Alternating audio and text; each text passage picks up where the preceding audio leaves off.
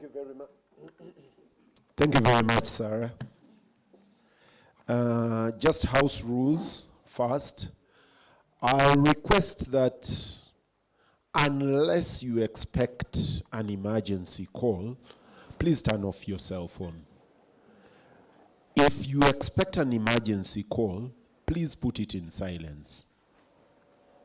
And when you must take a call, please step out. Do not at the table. Purely for that. At the table before we walked in, we made just a few amendments and we'll allow for those amendments. On entry for the panelists, we agreed that 5 minutes was a bit long. So we've allowed each other only 4 minutes of the first pitch. So each of the panelists at the front will pitch for 4 minutes. The timekeeper will give us a cue on 3 minutes. Yes, will we hear that?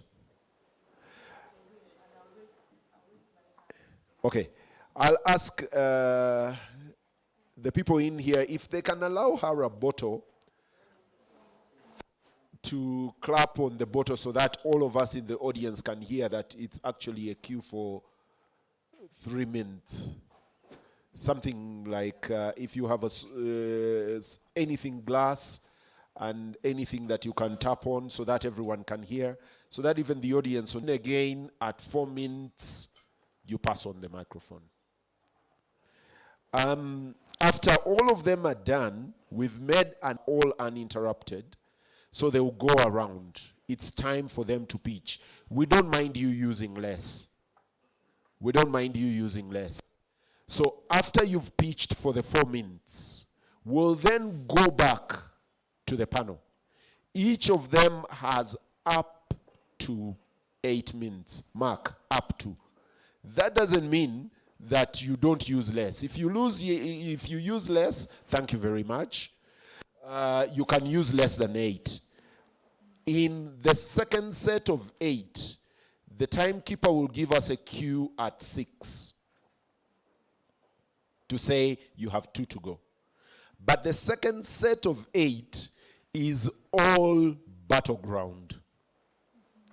It's all battleground. You pick up the microphone, you've heard your peers pitch, you've heard what they've said. It is your time to make a rejoinder. It is your time to make information at that time. And the point of information will be taken with your consent or the consent of the moderator. You may say no to the point of information. And depending on whether the moderator thinks you've shut out the others so much, the moderator... Please raise your placard so I can see it. Cavendish University, he's alone. Muteesa University, Nkumba University, Uganda Christian University. They are so scared. Is there anything that scares you? Have you been intimidated out of life? Mbarara University of Science and Technology.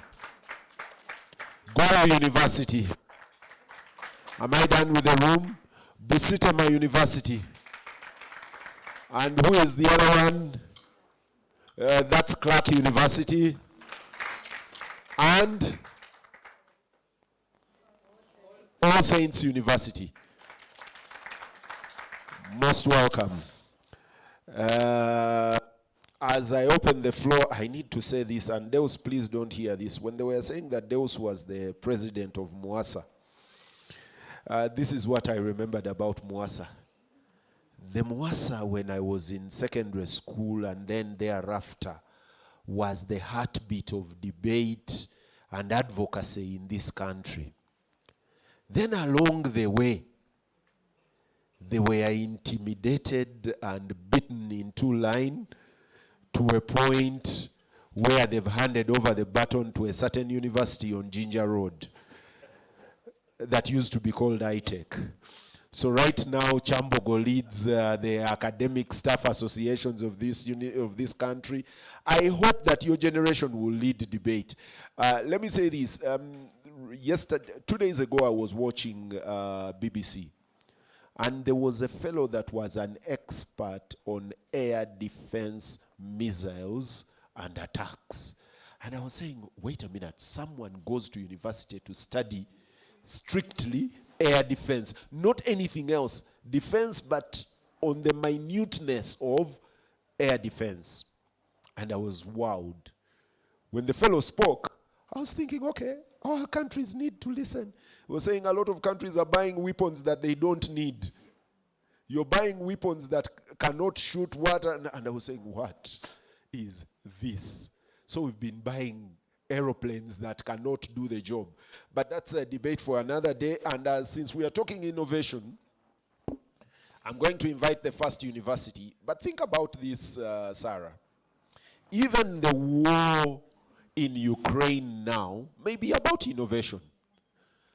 I expected when 1990 happened, Desert Storm, if you're my age, I was in senior 3 then. But in Desert Storm 1, we had the birth of live TV at the war front. CNN was born with Desert Storm 1, 1990, when America attacked Iraq out of Kuwait. We saw the bombs rain live. That was innovation. Today, if they don't rain on TV, you don't feel the war has happened. Right now, I expected something different. I expected to see drones in the battlefield. In a very callous way, I expected this to be the most technologically advanced battle. Not Katusas flying bombs and raining them everywhere, like as if we are 30 years ago. But, well, we are still there. Possibly, when I listen to the debate here today, I'll even hear innovations about war. Ladies and gentlemen, our first on the floor, Mbarara University of Science and Technology, represented by Edgar Muteesa. Can I hear the floor louder than that? Timekeeper, are you ready to go? When they pick the microphone, set your clock rolling. Please use the podium here. And we are talking innovation. Innovation is the world's emerging best employer.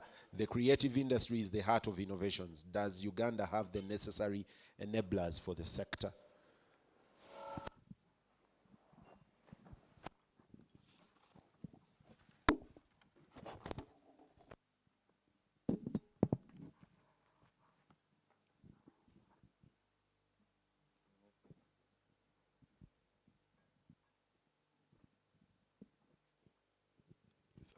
Thank you so much, Mr. Moderator. So every time we speak about innovation, I think it's important that we draw a clear line. Yes, it's very important in terms of innovation and investment, but not just in education, just build schools, but in the quality of that education and how it opens someone's mind. But beyond that, it also innovation only happens in a place of freedom, because you ought to understand that innovation and creativity hasn't just started today. Even at the birth of science, when we had scientists like Galileo Galilei, at a point where they were existing in a politically restrictive space, where the Catholic Church would somehow impose no big right scientists and somehow try to budget their innovations, there could not be creativity in that space. Therefore, it's important also to understand that beyond education, creativity best thrives in an environment of freedom, where you can think and then act on whatever way you think. So why then do I think we don't have the necessary enablers? Because in a country where we teach children to only cram, and let alone say we are going to teach them ICT skills, and those skills at a certain level of education, perhaps universities or perhaps high schools, the problem is that at that moment we have already programmed their mind into the captivity of just cramming something and pass exams. So at that point, even when you try to open their minds, it's a little hard, because that's how you have shaped them. So it's important that we shape our education in that kind of regard. But also in terms of creativity, because it has so much to do with innovative ways and creative ways, not just like on science, of course we are going to come to that, but also now when you have people in a digital era where most young people are participating in the gig economy and e-commerce businesses, but then the same government that ought to be their savior is becoming their own enemy in that kind of progress by giving them now more taxes. Now later on they say, we're going to give you OTT later. As you wind up the first session, talk to me about what this innovation is. Okay, this innovation looks like, for instance, when you have COVID-19, and then we have some universities trying to make, some professors making their own COVIDex. But then that COVIDex, due to other international politics and other things, does not necessarily match that market. It also looks at our products. Okay. Thank you very much. Your hands together for our first. Broken the ice. I know we'll have a number of questions for him. You may want to write them down. And ladies and gentlemen, put your hands together for Gulu University, Miss Clarke Diana. Diana, welcome. Diana, you have 4 minutes. Go for it.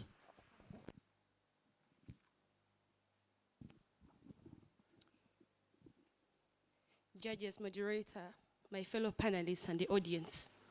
Innovation is the world's biggest emerging employer, and the creative industry is the heart of innovation. Does Uganda have the necessary enablers for the sector? First of all, innovation is the practical implementation of ideas that result in the introduction of new goods, services, or improvement in offering goods or services. What about a creative industry? A creative industry is a range of economic activities which are concerned with generational exploitations of knowledge and information. The first question on today's discussion is whether innovation indeed is the biggest emerging employer in the world. Indeed, I appreciate and accept the fact that innovation is the world's biggest emerging employer, based on the fact that the world's livelihood depends on innovation.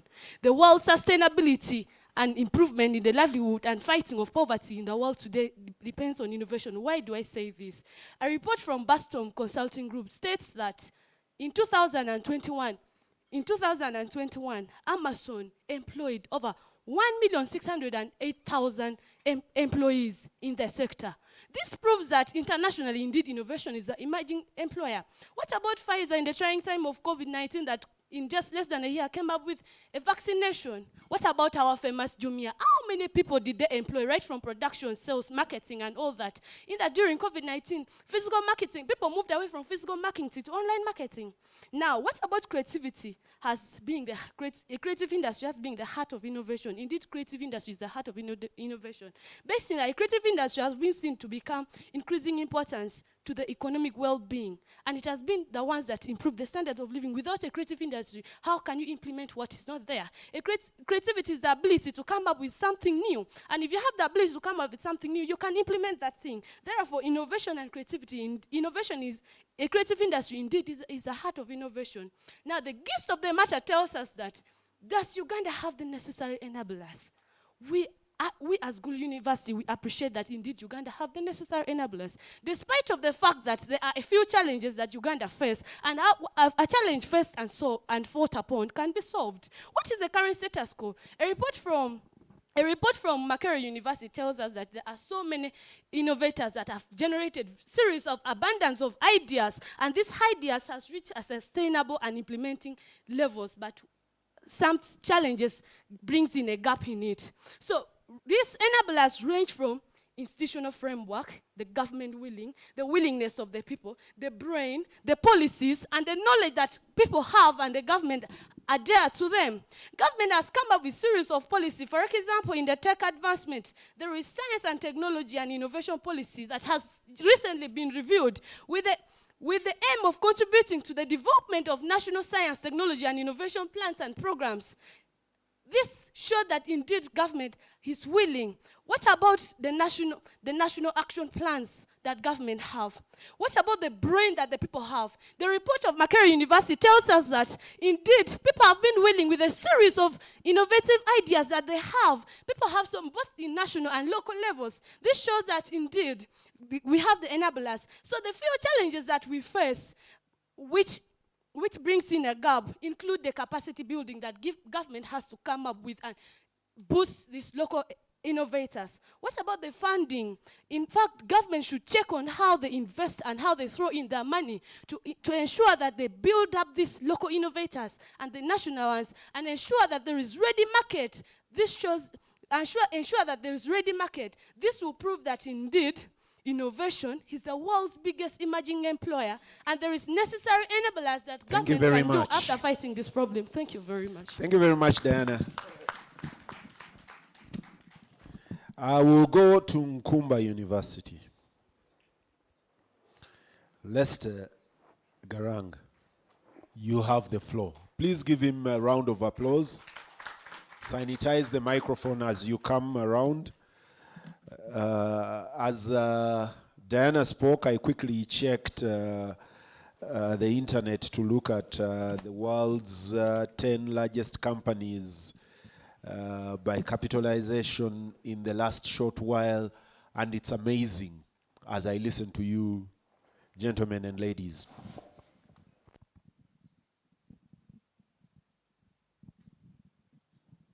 Okay, thank you.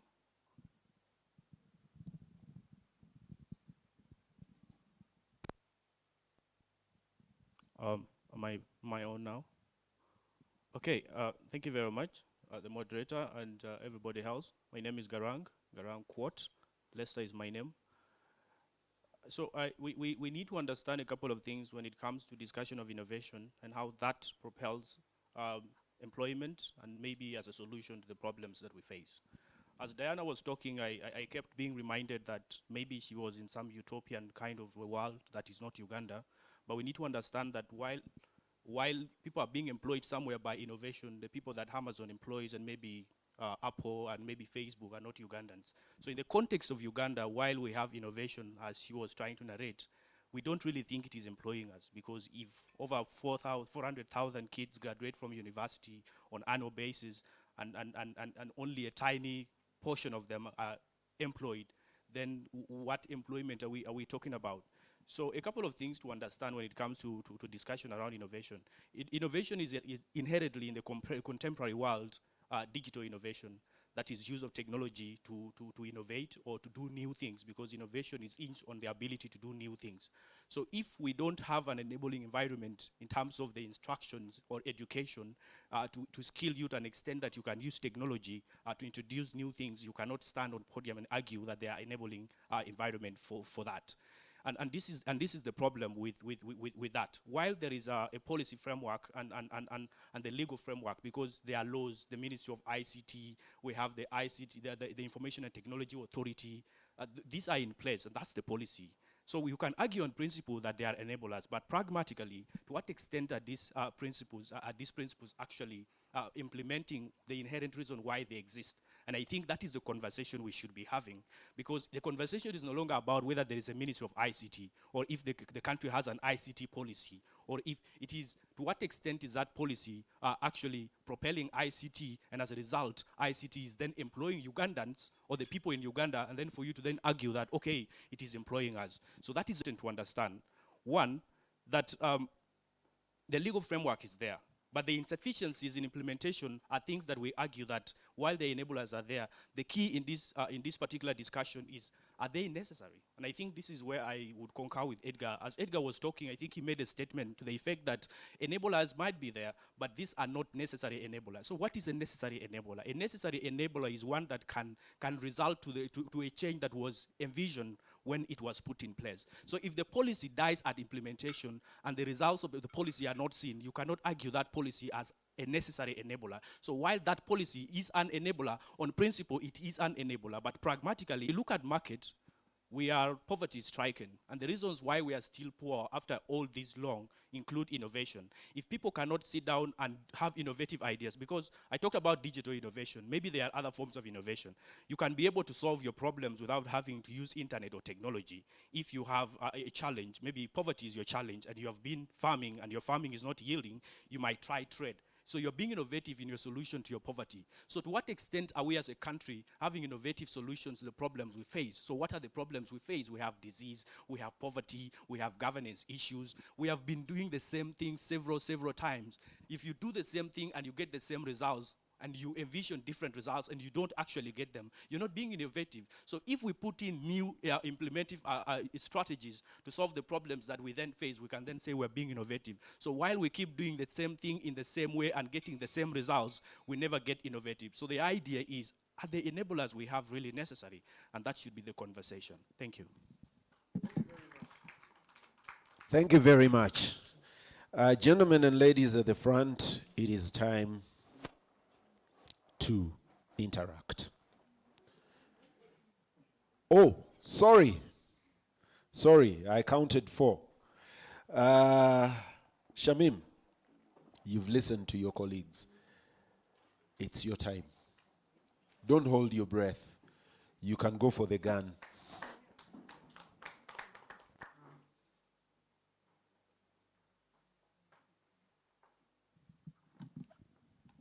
Thank you so much. Protocol observed. Greetings to you all. My name is Shamim, and as we have heard from the previous panelists, that the motion is, innovation is the world's emerging biggest employer, and the creative industry is the heart of innovation. Does Uganda have the necessary enablers for the sector? Yes, my stand is Uganda has. I don't want to beat around the bush or anything, but Uganda has the necessary enablers. Right now, we are here and we are able to bring out our points because there are creative people that have problems to solve all the problems that we are having. We are having institutions. People keep complaining that the education system of Uganda is theoretical, but we have institutions. There are those engineering schools, there are those mechanical schools, like people go, after people dropping out of school from at around senior 4, they go on and have, I'm requesting to step away from the podium because it's kind of my height. Yeah. Okay, so I'm saying Uganda has the enablers because we have institutions that are basically for practical skills. We have hairdressing institutions. We have KCC work staff. I was in the village in 2010 in my primary school, and we were having handwork in the village. I don't know if they emphasize this in Kampala. I haven't seen it much. But in my village, we used to have handwork, which was part of the curriculum. We used to make brooms. We used to make baskets, after which we would sell to teachers and the market around. So you can't tell me that we don't have enablers in Uganda. We have them. It's just that people are lazy in Uganda. Most of the youths want office jobs, just sit around and, earn money. Yet there's a lot of skills that we are equipped with. There are a lot of skills that we have that we can use, that we even know from our homes. In Africa, in our families, we have our parents around us. Parents teach us how to cook, they teach us how to grind. If you can't afford taking cassava to the machine, you can use grinding stones, you can use the mortar. These things are locally made. These things are skills that we can improve on. It's just that we do not want to think ahead of, we do not want to do hard work. We do not want to use our brain to improvise. When you don't have, you have to improvise on, you can't kill yourself if you can't afford these expensive things. But there are these challenges in Uganda. Actually, the poverty in Uganda is supposed to help us be creative. Because when you're living a luxurious life, how will you have time to think? These children in villages actually come up with wooden bicycles. They can't afford machinery and stuff, but they come up with wooden bicycles. I'm telling you, people have innovative skills. They just need funds. So I say we have all the things that we need. There is no society or community with enough resources. Resources are scarce. So we have to learn to use the available resources. You can't wait for it to increase. If you have a capital of 50,000. Are they because or in spite of the enablers. I said I quickly checked on the global base. Who are the world's biggest new employers? Number 1 is Apple. Number 2 is Microsoft. Number 3 is Saudi Aramco. They are the unique ones in this group. Number 3 is Alphabet, US. Number 4 is Amazon. Number 5 is Facebook. Number 7 is Tesla. Number 8 is Berkshire. Number 9 is Taiwan Semiconductor. And number 10 is Tencent. Tencent is from China. There are only 2 that are not from the Silicon Valley. Do you want to relate the Silicon Valley with us here as you talk about enablers? Think about this region. One of the biggest things I'm proud of are the boys at Safaricom that started this thing called mobile money. Mobile money was born in Kenya by the boys at Safaricom. There is something that public universities are using. It's in court right now. It is called Education Financial Management System or something like that. It's called IFIMIS, something like that. It was born of boys in Kyambogo and their lecturer. It has eased the management of the education information systems in this country until last year when they asked for their rights. And you know what happened? They were told, no, you were at university and you were doing research, so you can't be paid for this. And there is a battle. So education institutions, 2 universities could have failed to graduate their students because the owners of this property said, you want it for free. So what had happened? Was the environment good for these innovators? Did we have an enabling environment that allows the creativity and creation? Possibly, possibly not. I'm back to you. And remember, this session is open to your colleagues. Mbarara University. No, I'll start the other way around now.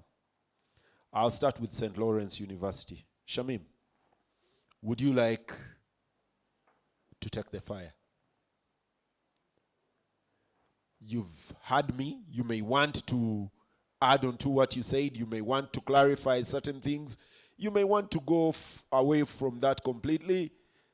And your colleagues are free to draw the guns. Welcome.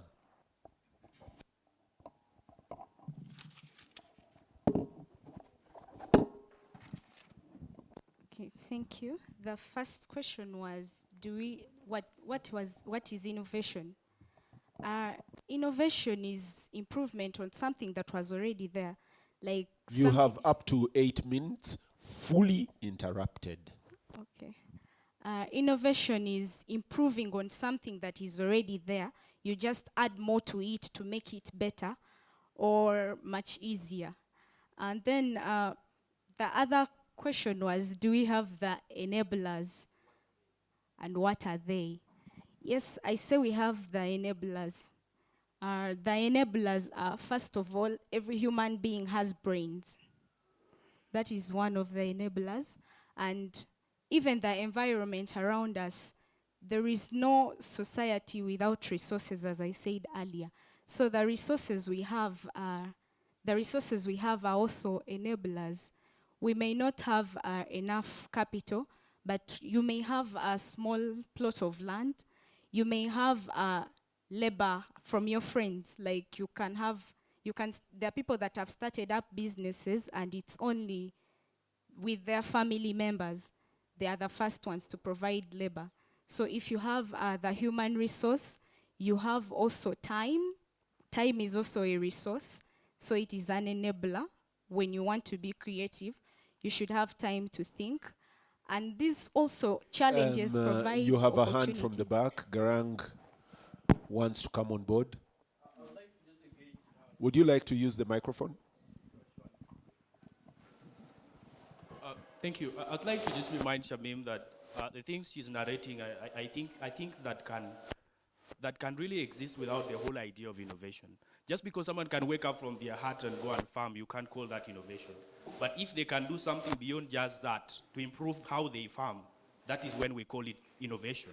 But if there are no metric that propels such a person to therefore get access to these things that can make them improve their farming, then we can't say they are enablers. So you may want to engage that. Thank you. Yes, I still stand to say that we have the enablers, because you don't expect the president or someone else to come and solve your problems, the problems around you. We are in communities where people are having, people are littering, people litter water bottles, and we've seen children and other Shamim. youths collect these things. Shamim, yes. I want to go back to your conceptualization of innovation and creativity. Where do you anchor it? Because I seem to get you going to the works we do. I don't get the innovation around them. What is innovation to you? To me, innovation is adding on to something that already exists. Like Okay. you add on something new, Work around. make it better and unique. We have, we've seen bugs already. Bugs exist, but someone can come up with bugs out of beads. So it's not that they have invented bugs. Bugs were already there, but they've just thought of using different material. So I find that innovative. Let me ask another one, because your peers seem not to want to ask you any question. If I do my music in this country and I put it out there, what is the environment that helps me sell it, protect me, make me earn out of it, and not be abused? I'll just use music. Timekeeper, allow us a minute. Please pardon the question. If I had content, cinema, music, and I want to put it out there, what is the environment that allows me trade in it, make money out of it, and not be abused? Or is it there? Yes, there are many musicians that come up every other year. Very many musicians. And I think the environment is your friends already as the society. You have audience already. You have platform for your music. So if you come up with music, there are people that actually write music and buy. There are people so you can write and still sell the music. Okay, thank you very much. Team PA, do we have another microphone? Can we get a third microphone? Is that possible? If we can, yes. Shamim, take your seat. I'm inviting Garang. Oh, she still has time. Okay, Garang. Thank you. So I think it is important to add a little of context to the conversation. Shamim, I'll just pick up from the moderators. The question is not whether or not artists can write music and maybe sing. The question is the extent to which that music accrues financial or economic benefit to this artist. I'll just draw an analogy from other parts of the world. In the US or in Canada, if an artist writes music, then put up a platform where they sell their music, like on radios, on national television, these people get royalties for their music played on TV. So they get checks every other month for those royalties because your music is played and an audience is listening to that. You are paid for that. If you have a YouTube channel and you have access to internet to sell your music, you have followers that watch your music, and then advertisers then come in and they pay you for that. Now, in the context of Uganda, for example, and this is where we disagree, if you have music, you write your music, and then you want to access internet to maybe sell your music on YouTube, you are charged highly for that internet, and it becomes a constraining factor to you selling your music. So while people can come up with music, it doesn't accrue benefit to them, and that is where enablers don't exist. Thank you. You may want to sanitize the microphone. Every time we share the microphone, let's sanitize a bit. But then as he has said, my fellow panelist, like I see very many musicians coming up, so you can't tell me that there is actually no platform. You can start with posting your music on your statuses. People upload their statuses every now and then. You may not have a YouTube channel, you may not afford it, but once you start posting on your statuses what you do, I believe your friends even help you also repost that stuff, and that's how you move and you get known.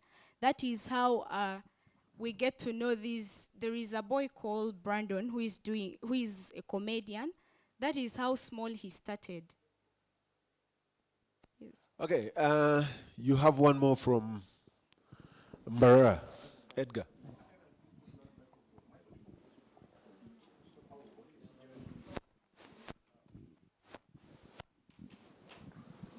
Okay, to me, I think the only extent I get Shamim's argument is just like some sort of motivation that we agree with. We need to be creative, we need to be innovative, is it a good thing? Like, really no one has a disagreement on that.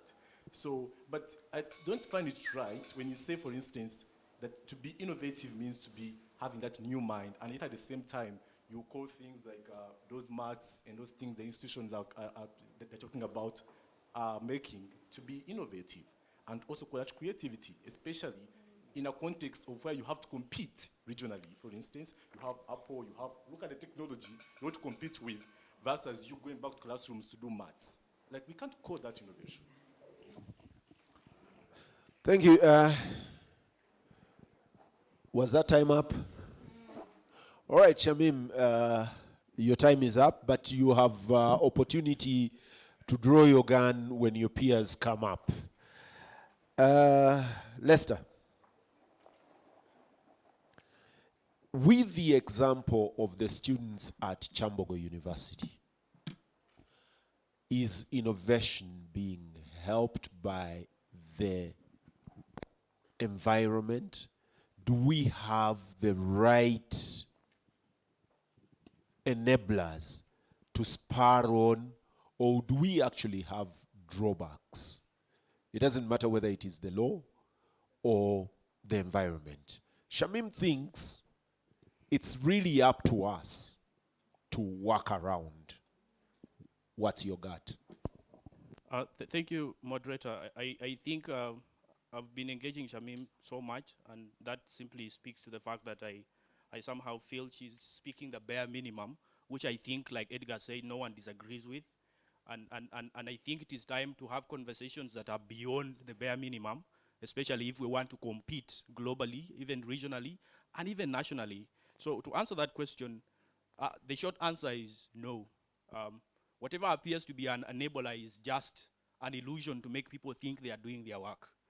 Because for you to make someone, it is very simple to convince the over 40 million Ugandans that they are enablers because there is a policy that was somehow launched on TV with this glamorous PR system and all that, for us to know that, okay, there is a policy that the ministry launched and there is going to be funding for that. And then we go back to bed and sleep that they are enablers. I think that is the bare minimum. So we need to have a conversation that goes over and above the bare minimum, and I think that is where I come in. So with drawing example from the students of Kyambogo, and maybe to add another critical example, the very recent example of COVIDX, someone sat down and innovated. We saw how they were treated by one, the state, second, the people that were supposed to be assisted by the medical innovation that they came with, and third, the media, which is a very fundamental factor when it comes to issues of society and perhaps governance. You see, this guy came up without evidence that COVIDX wasn't very effective. COVIDX was already channed in preference for foreign vaccines. The government went, bought these vaccines, solicited money, got the donors, and all these things. To me, honestly, I feel if all that was spent on... You will want to quickly correct that COVIDX and vaccines were not in competition. Oh, yes. I'm drawing the line between them. You see, COVIDX and vaccines were not necessarily in competition, but the way it was perceived, they appeared antagonistic, and this is where it comes in. How reception was given to the vaccines you have locally, a hand at the back. Yes, I'll take you in a minute. How that was brought back. You see, when you convince people to take the vaccine before you make them understand that there is a COVIDX, then I felt they were in competition. I'll give you that. Thank you very much, Garang. Production of Covidex and government bringing up the vaccines from out, does it mean we don't have enablers? Production of Covidex is a clear show that there is innovation. Oh, yes, maybe I'll just give a sentence to that. Production of Covidex, that is innovation. But how that was received was not enabling anybody else to come up with a Covidex tomorrow. That is my point. So if Covidex was produced at a large scale, maybe funding was put in, and then it is produced at a large scale, and the campaign was take Covidex maybe and not the vaccine. That is the point I would be making. You would be enabling a local product to come into market and to assist. While this happened, media ignored that there's a Covidex. We all were in Pfizer, AstraZeneca, and whatever the vaccines were. So that is inherently my point. So ideally, there are no enablers that would make someone come up tomorrow. Students of Kyambogo, for that matter, had the idea and came up with it. But how they were treated, that, okay, because you were in a university, you therefore you don't accrue any benefit for an idea you came up with from the university. Tomorrow, if I have an idea, and this is frank, maybe I would prefer to first get out of Uganda, and then I innovate that idea where I am going to be propelled, and then I will maybe accrue benefit from that, and not in a context which I'm going to be denied. Because the idea of innovation comes with intellectual property. I'll discuss that if there is a question. Garang, I'll just quickly ask. A lot of our universities, I see a lot of public universities with innovation hubs. Don't you think these are vehicles to spur innovation and creativity? I think they are, but to a very great extent, they are not being enabled to function as they are intended to be. I would just analogize them with the policy framework that I spoke when I began. They are innovation hubs. The hub is there. You go to university, you see this is an innovation hub, this is the plan. But how many kids, when they come up with innovative ideas from those hubs, then make it to an extent where we can say, okay, this has come from a Makerere Innovation Hub, for example. This has come from a Kyambogo Innovation Hub, for example. So the point is, I'm not disagreeing that the innovation is there, but the environment that enables that is highly constrained. That is the point, and that is a conversation that we should be having. Let me ask another question. Does innovation actually need enablers? Two. First level, yes. Innovation has ability to thrive even if it is not being enabled. But over and above that, and that is the second level, to an extent that there is a competitive environment that shows that if you don't have a pull or a push factor, it becomes really hard for you to make it to the global scene and therefore to impact. So the answer is a yes and a no. Without, and I think I will just get that together with Shamim. When I am hungry and I know that I have a garden and a hoe, I will go and farm. So being innovative to go and farm is as a result of, I don't need to be enabled to do that. Shamim, but in order to... Please come through. We have a hand at the back. But in order to, oh yes, okay, I will take this. Garang, I want to understand, how does innovation thrive without enablers? Mark Zuckerberg, when he invented Facebook, he woke up and then decided to get out of school and build Facebook. When Facebook grew from Silicon Valley and all that allowed it, that is when investors, and I think this is going to be important. Historically, Silicon Valley used to be so interested in that. That is when independent investment capitals then start to come in. So the people that are funding Silicon Valley as we speak now are not the state, literally. These are independent investors who know that technology has capacity to make profits. Then they draw their capital and then they fund whatever innovation that comes from Silicon Valley. So we cannot have a Silicon Valley in Uganda if the state doesn't want to take lead to then put in funding to that sector, so that later rich people like maybe Edgar can then come in and put in their money with the benefit of, with an idea of making money from that. So enablers are very important to propel you from a level where you are in. We have seen innovations that die because there was no enablers. And this is where competition comes in. So without a push or a pull force, it becomes hard for you to make it to some level. If I still have time, I'll just maybe proceed with something really very important, if there are no other questions, really. The trajectory that the global or the geopolitical environment is taking is critical. Okay, I'm going to make a quick amendment. If I have no question from the panelists at all in the first 2 minutes, I will allow 3 questions from the floor. Okay, as I am making this point, I think right now, the challenges we face should be a stepping stone towards innovation. So that the following day, if we came back to this hall and argued, we will be talking about the absolute failure of the state to propel innovation or the concerned people. But at our level, I think even also we who should be innovating, there are things we need to look up to. For example, the cyberspace. Inherently, it is becoming dangerous to deal in internet because of thieves, because of hackers. So there is something that needs innovation within the cyberspace that we can venture into. But if there is no a state metric that is accruing serious benefit that propel that, I will still argue that the enablers that might illusionally appear are really not necessary as they should be. Thank you very much, Garang. Diana,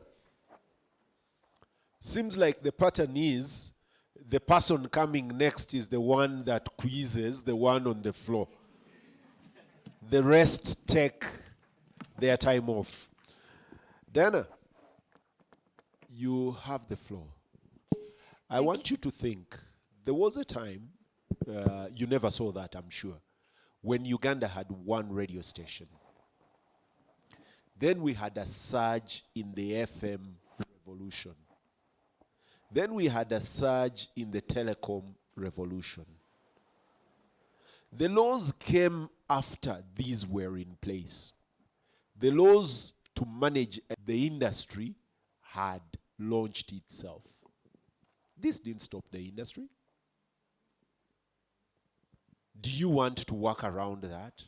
Do you think that was us sleeping on the job, us as a country? Or, well, innovation beat the regulators at it? Could it also make a way through a wall? First of all, innovation doesn't beat the regulators. The regulators come to enable innovation move further. Besides that, the coming up of the regulations, like we have so many regulations that advocates for the rights. We have the Constitution, which advocates for the economic rights. We have Copyright and Neighboring Right Acts. Among others, we have series of policies that govern. Despite of it coming later, this is a realization that indeed Uganda have enablers, although realized it late. I think my fellow panelists, others, we really have to bail them out of the prison as of whether there indeed exists innovation or there is a support to, the difference between a support to it and innovation. First of all, my sister came in, brought a clear definition of what innovation means. If innovation bring about improvement in offering something, that shows it is a clearance that indeed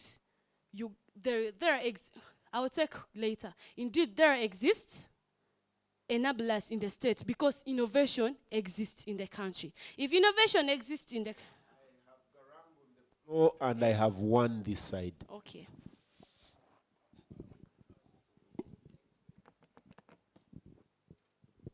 Okay, thank you, Diana. I want you to also engage this when you're defining innovation. I think innovation as a concept has evolved. The way it was defined in 1789 should not be the way it is being defined in 2022. So the innovation of 2022 is not about you waking up and maybe doing something better than you did it yesterday. The innovation of 2022 is you waking up and making sure that as you do it, it can reach 1,000 people and it can make for you a billion or $1 million. Can that innovation really do that? Innovation of 2022 that innovation of 2022 that makes you getting more dollars and dollars, it's because of the enablers that we have, and it is in our definition and in our support that indeed Uganda have it. So why do I say Uganda have the enablers? First of all, what are these necessary... Yes, Diana, as he comes to draw the microphone from you, I also want you to think of one of the global leaders currently is called Tesla. What does Tesla do different from Toyota? What does car, quote unquote, car industry in the world currently? Yes, go for it. Thank you very much. First, Diana. Your name? My name is Moa Ibrahim from Nkumba University. First, Diana, the idea that innovation is a practical implementation of ideas is yours and not for your sister. So you may need to correct that. You have talked of the Copyright and the Neighboring Rights Act, for example.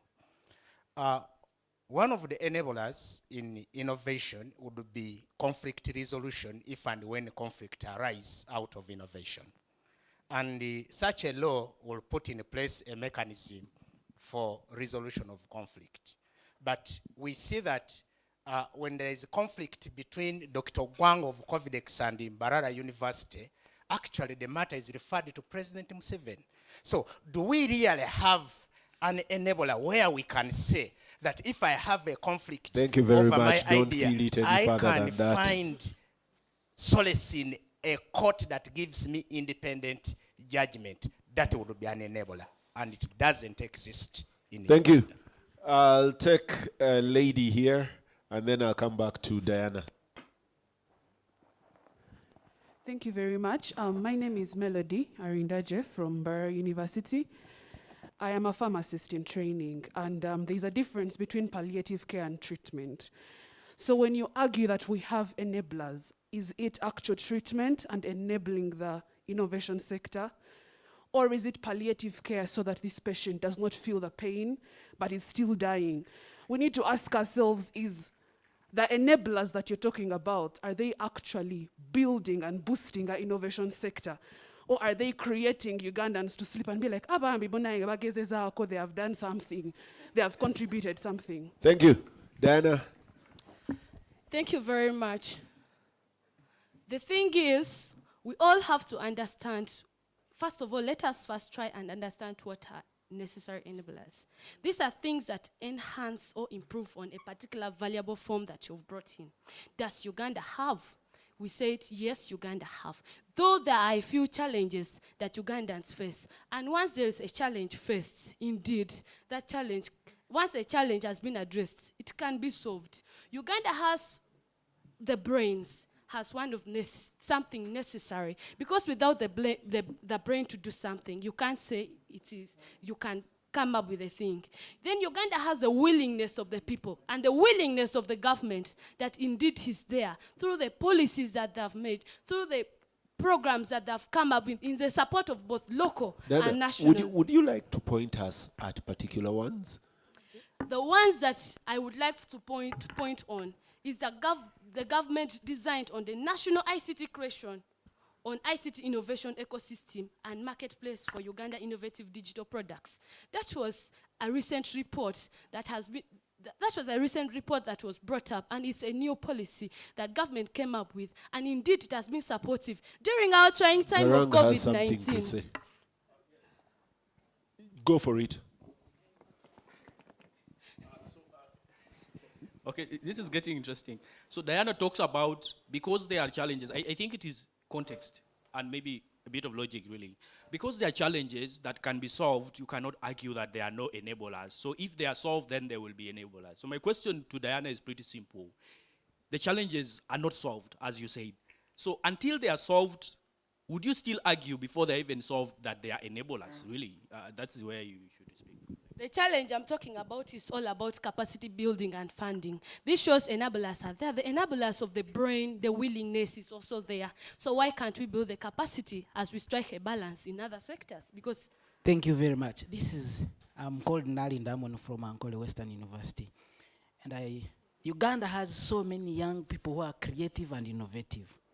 But I want you to clearly state and give to the audience the enablers you're talking about Uganda has. I've not seen any enabler Uganda has to support the creativeness of these young people.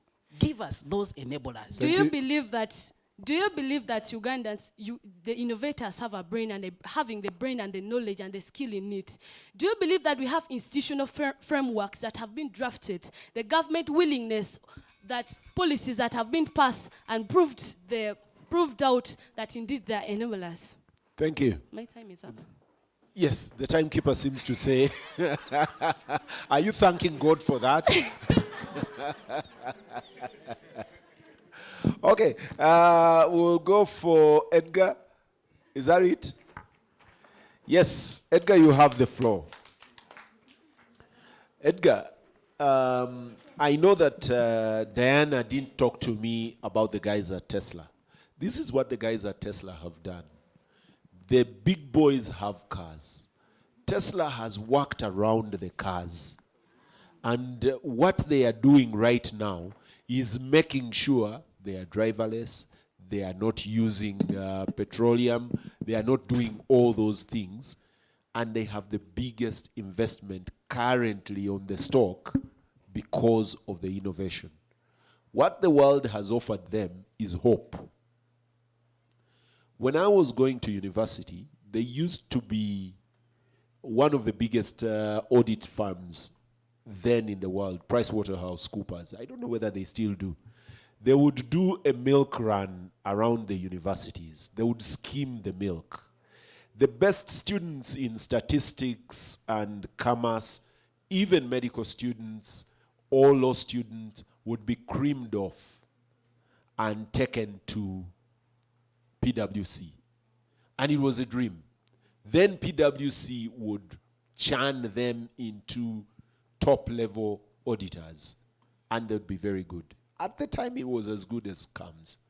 Do you think we should have something like that for technology, for creative arts, for every industry, but played by the state, not individuals? Or where is the place of private sector in enabling innovation? I've had all of you draw the gun at governments. Where is the private sector in this? Okay, thank you so much. So I think I'm going to really conclude with the clear answers to that. But before that, I'm going to give some nice context. I think if this was really about motivational speaking and telling people how innovation is a good thing and creativity, my sister Diana and my sister Shamim, they would take it. Unfortunately, that's really not the issue. Like, no one is really against innovation. We agree we need to be creative. But now, here's a problem. And this is what I talked about. At first time, I told you about freedom, education, and the government being an enemy of its own progress as very big problems. And I gave you an example of Galileo Galilei, the chief scientist, who at that time was operating in some operational society against the Catholic Church. And his science and his innovations could not come to light till after his death, right? Now, this also relates to music. Sister Modita used to love music so much. Because creativity is not just about in science. Creativity can also be for people in governance. That the other people who wanted good governance would sit in the bush, and now you want to, perhaps use internet, but then you have someone who will block that internet when you use it, but also somehow impose taxes, So your creativity, regardless of how good it could be, may not necessarily be enabled if the state is not that much receptive. The same scenario of Galileo Galilei. If the state was continuously receptive, indeed science could not come out. So that's how our state sometimes has played against our innovation. And how do I say this and why do I say this? Now, there was an issue here about COVID, which I had mentioned earlier, right? So the issue about COVID, for instance, was immediately about registration because it was later on kicked out of pharmacies. That is to say, because we're not registered by FDA. To have that registration, you have to pay $2 million. I think Professor Guang, yes, we could not pay that, could not perhaps have that money, but even if you had that money, imagine how expensive then his product was going to be. What therefore that means is that then out of your creativity, you start to create a product that does not necessarily really as part of the needs or the people who not necessarily access it. Now, creativity of ideas that can't be bought in by own people, that can't be accessed, that can't be afforded, it really is almost like no creativity because creativity is all supposed to solve those problems. So what therefore this means is that there are also structural problems on an issue of government. The fact that you have Minute Maid, a Coca-Cola drink, cheaper than your own Splash that your own local company makes here. So then the question is, well, your innovative brought a nice drink, but when the tax says, and ultimately your innovation almost becomes useless, and because of such, sometimes you're even less incentivized to innovate.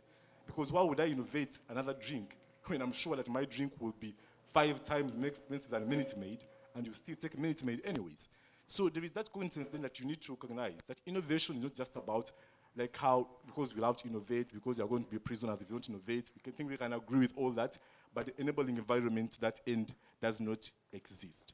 But other problem really is or not walking the talk and by the government, but even when they walk the talk. If I were at the other side, this is what I would say to you. There was a time when people in this country drank bushera as a cold drink in their houses. Then someone picked it up, put it in a clear kavera, and people started drinking it for 100 shillings or thereabouts. Then someone moved it to a bottle. Right now, I've seen it on Coca-Cola billboards. Hasn't innovation been spurred in that? Okay, so now then the question therefore is, so in issues of packaging, because you can't use only that one example to really say the innovation everywhere as in packaging, because I can also give you like instances, further instances, like in terms of COVID-X, like in terms of, okay. I have some questions, but Thank you, Edgar. Actually, it is not a question to you. It is an answer to the question posed to you. Would you like to give that later so that we allow Edgar his time for the answer? Okay. But if it's something directed to him, I have a hand at the back.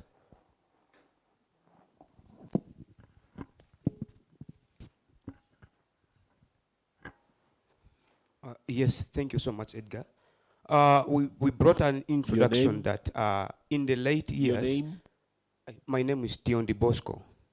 Yeah, Edgar is trying to bring a nexus that when Professor Gwang failed to raise the money to register, then that means there are no enablers. But now, when the institutions and the regulations that gives you a framework to register, then it means already there is already a framework. Now we give you a nexus of taxation. Even the big innovation champs like in China, like Huawei, also pay taxes to the country. So we think paying taxes is not actually a reduction to enabling environment, but actually gives you a go-ahead to thrive and following the rules and regulations of your country. So we think now, is it that my question is now, if the institutions like the Uganda Communications Commission or the Uganda Registration Bureau that register patents to innovations, do you then think again is not an enabling environment to innovation? Okay.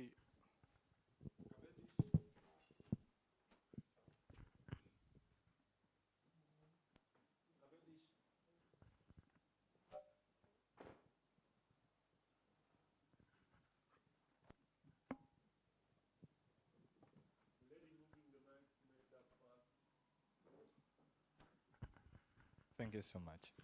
Mr. Edgar, you seem to be very contradictory with the statement you began with. And maybe just to bring you back to light, you talked about taxes, constitutional governance, hindering governance, or innovation, right?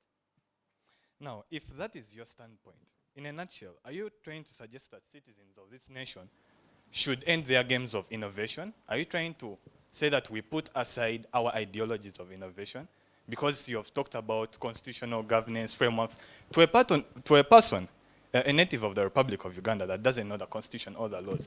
Are you trying to say that they should shut out their ideas? Are you trying to say that even if they come with the ideas, the taxes will hinder them? Please draw a light on that, because as far as I do believe, as your moderators did say, innovation is very key for a nation. I think we should draw a clear boundary in those ideologies. Thank you. Okay, thank you so much. I think I should take on these questions because they really have a contextual kind of issue to answer all these questions. The problem was that we're still being shaped to innovate. Definitely no. What this means then is that the cause of that barrier should remove that barrier. That is to say, you don't need to torture Kwizera, who is in his context of governance and creative writing, uses that language to that extent, right? Because that way you would also limit some activist Edgar who wanted to use some other, new form of that kind of a scenario. That doesn't mean that you support that kind of perhaps language, but what I mean is that that kind of torture and that kind of intolerance from whoever is responsible, then ought to reduce. That doesn't in any way mean you don't innovate. So beyond that, then there's another question about how Ogwang was simply paying the taxes. You see, the FDA, and for you to... Is that time up? Wow. Okay, you can take a mint. You can take a mint. Breathe in, take a mint.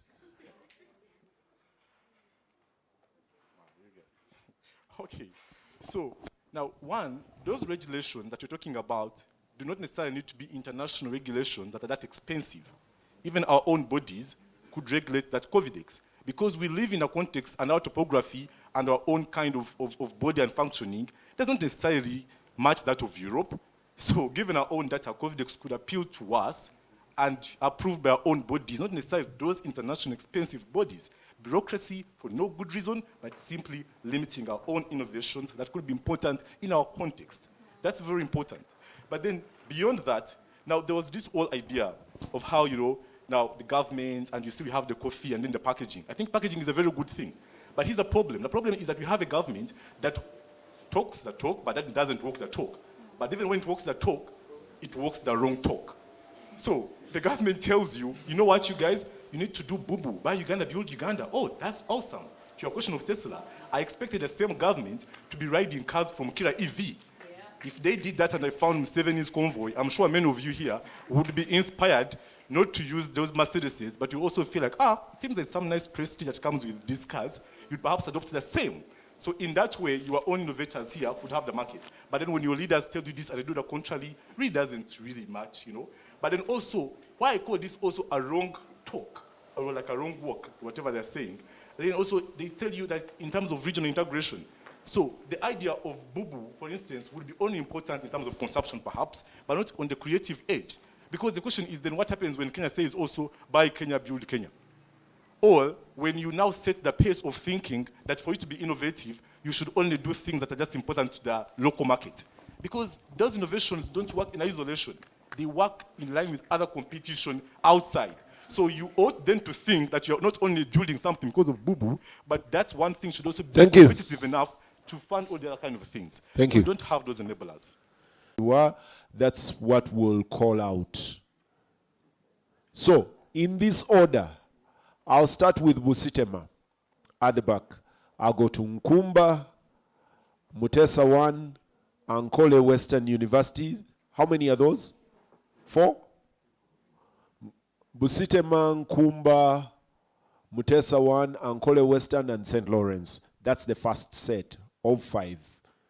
Let's go.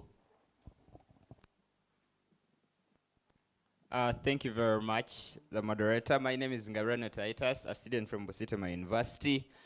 The entire discussion today has been centered about the enablers and the need and not need of the existence of enablers. From the audience, I would also like to hear the place of the youth in this innovation. Where is your place as a youth? As a group, where is your place? How do you break into this? Because people are talking of Professor Ogwang. The reason I brought the students from Kyambogo, I want to bring it to where you are at. What are you working with as students? Thank you very much then. I would proceed. When we are talking about enablers are very many. I would like us to at least get to know what enablers are, examples of enablers. Now, when I talk about examples of enablers, we have awareness, capability, climate, collaboration, culture, dedication, economy, education, empowerment, entry, entrepreneurship, human resources, incentives, knowledge, knowledge management, mindset, need, process, and strategy. When you get to realize that we have had a debate centered about if we have the enablers and if we don't have the enablers. Now we get to realize that some of these enablers are from the innovator themselves and they are not centered about the existence of a government or not existence of a government. Therefore, this directs me to the question to Mr. Garang and Mr. Edgar.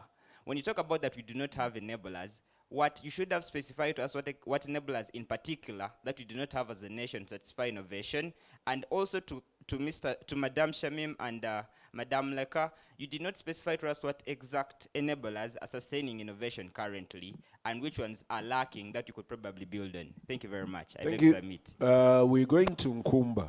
As we go to Nkumba, do you think the young people are rewarded enough for the innovations that they are involved in?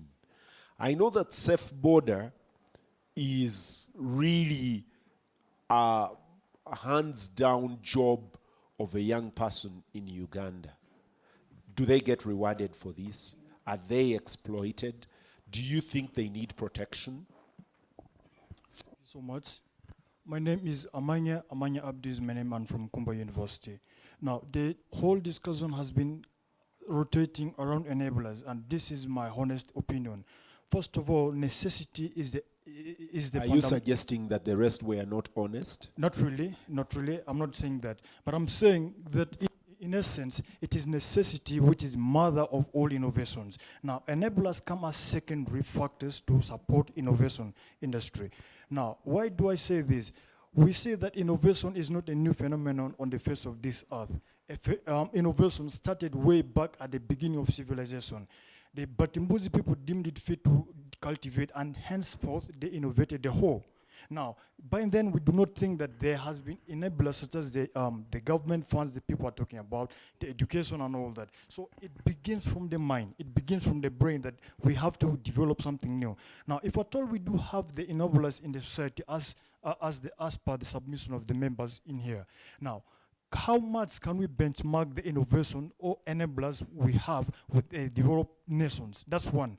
Because to have enablers implies that we must be able to initiate, to modify, and to expand the innovations that we do have.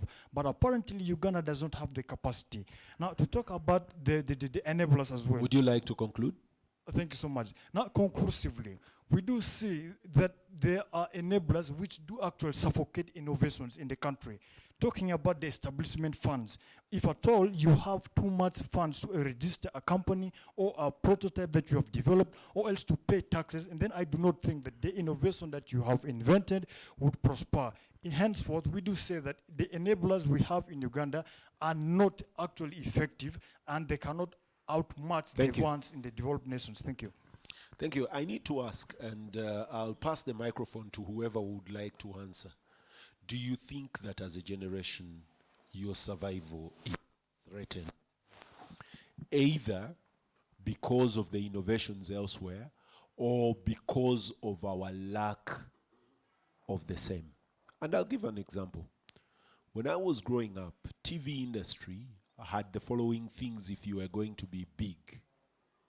We had arrived at a point where you needed an helicopter or a chopper. You needed a cameraman up there with a huge camera. Therefore, you had a pilot, you had the camera, you had a producer somewhere, all these guys in the air, and they are producing picture.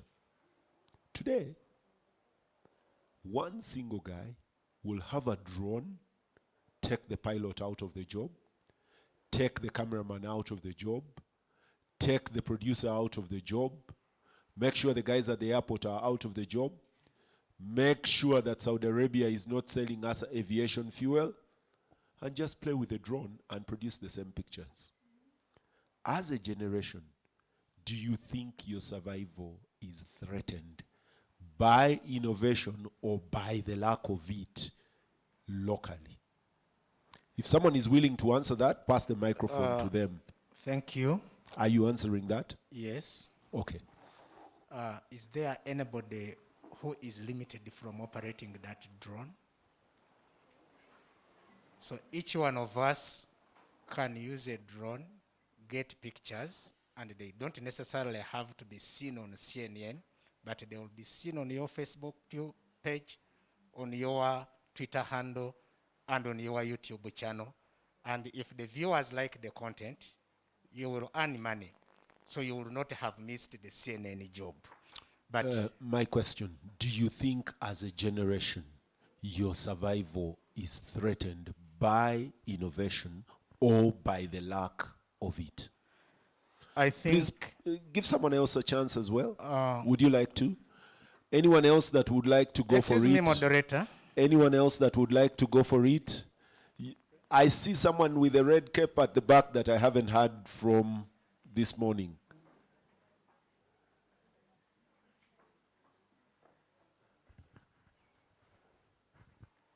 Thanks a lot.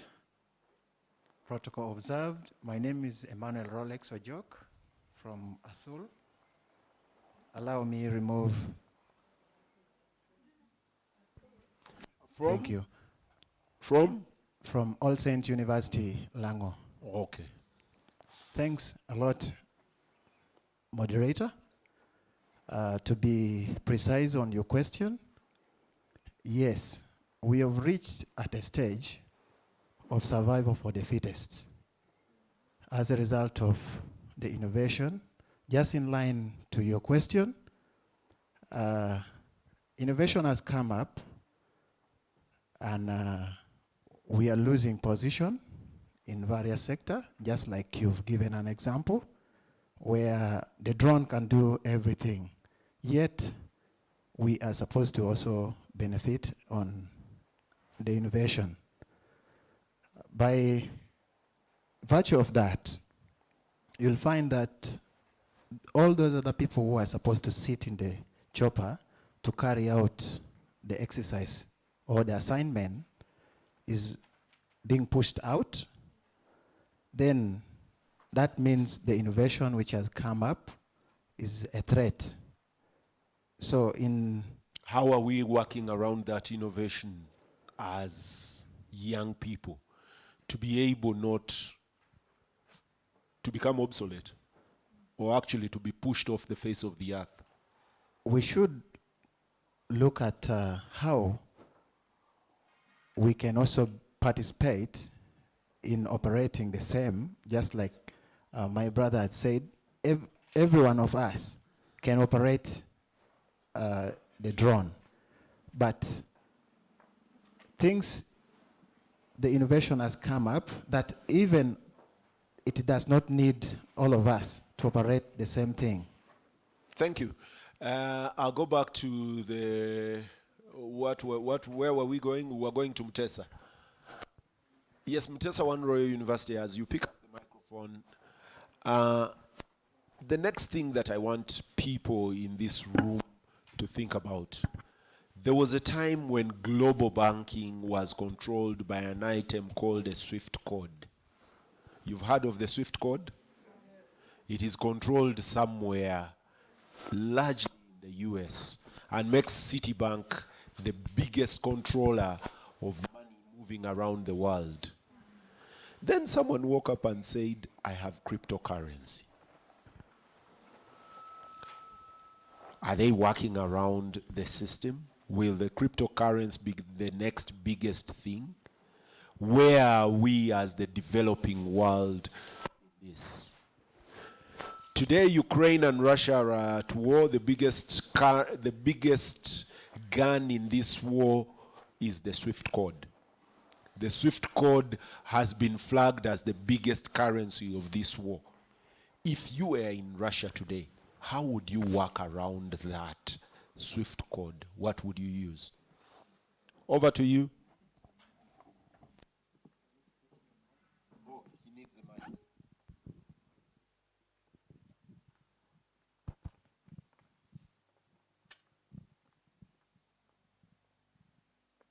All I'm doing is jogging you to think around, and you don't have to answer my question specifically. You can work around it, think of other innovations that are spurring the world. Thank you so much. My name is John Kennedy Sechanzi from Muteesa University. Tonight's debate has been around enablers and the government stake. To start with, allow me answer the previous question where I believe we are losing out as young people today because of lack of innovativeness and the invasion of new things like the drone, for example, like you said.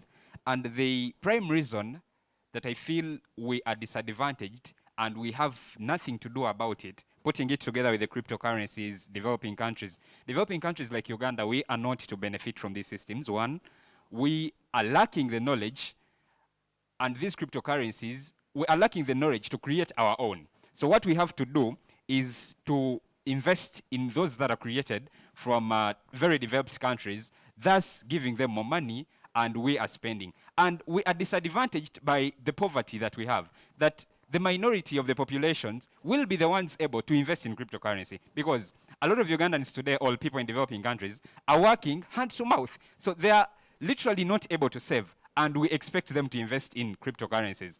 At that point, I believe we cannot benefit from that per se. What is the cause of this debate, and where do we go wrong? The problem that we have today the greatest enabler that we have to put into consideration is the education factor. Innovativeness cannot be separated from the education. I feel like the creation of the drone comes with the quality of education that these people are attaining.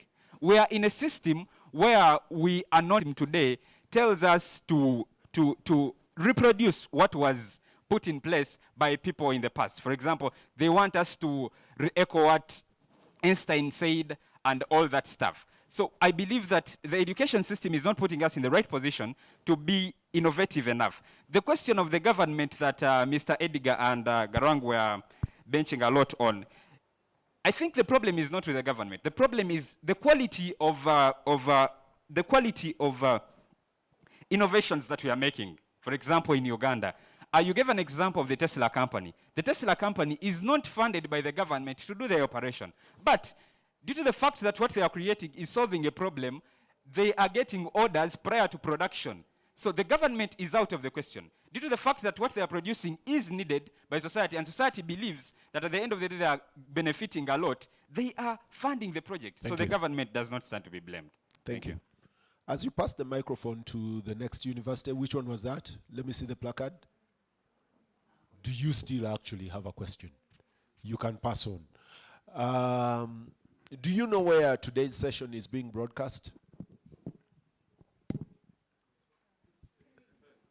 Civic Space. The last time I did this debate, CCG had to pay either WBS, NBS, or NTV for space. Today, where are they broadcasting? Today, where are they broadcasting? Is it because or in spite of innovation? So do you think that actually the environment, with or without enablers, has edged CCG into the right space? Maybe, maybe not. So, thank you very much. We are using a minute or under a minute, whoever is speaking. Okay. I'm Olichi Zadela from Ankole Western University. We have conversed many things here. We have discussed about enablers. We have discussed about innovation, but I'm somehow confused. Shamim, you said we have enablers. And those enablers, they enable into different innovations. Can I know, or can I have those types of innovation? That is my question. And second question. Thank you. We'll take one. So we allow a lot more people opportunity.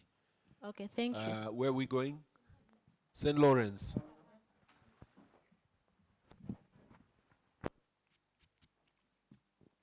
Okay, thank you so much. Nasruddin Ismail is my name, from St. Lawrence University.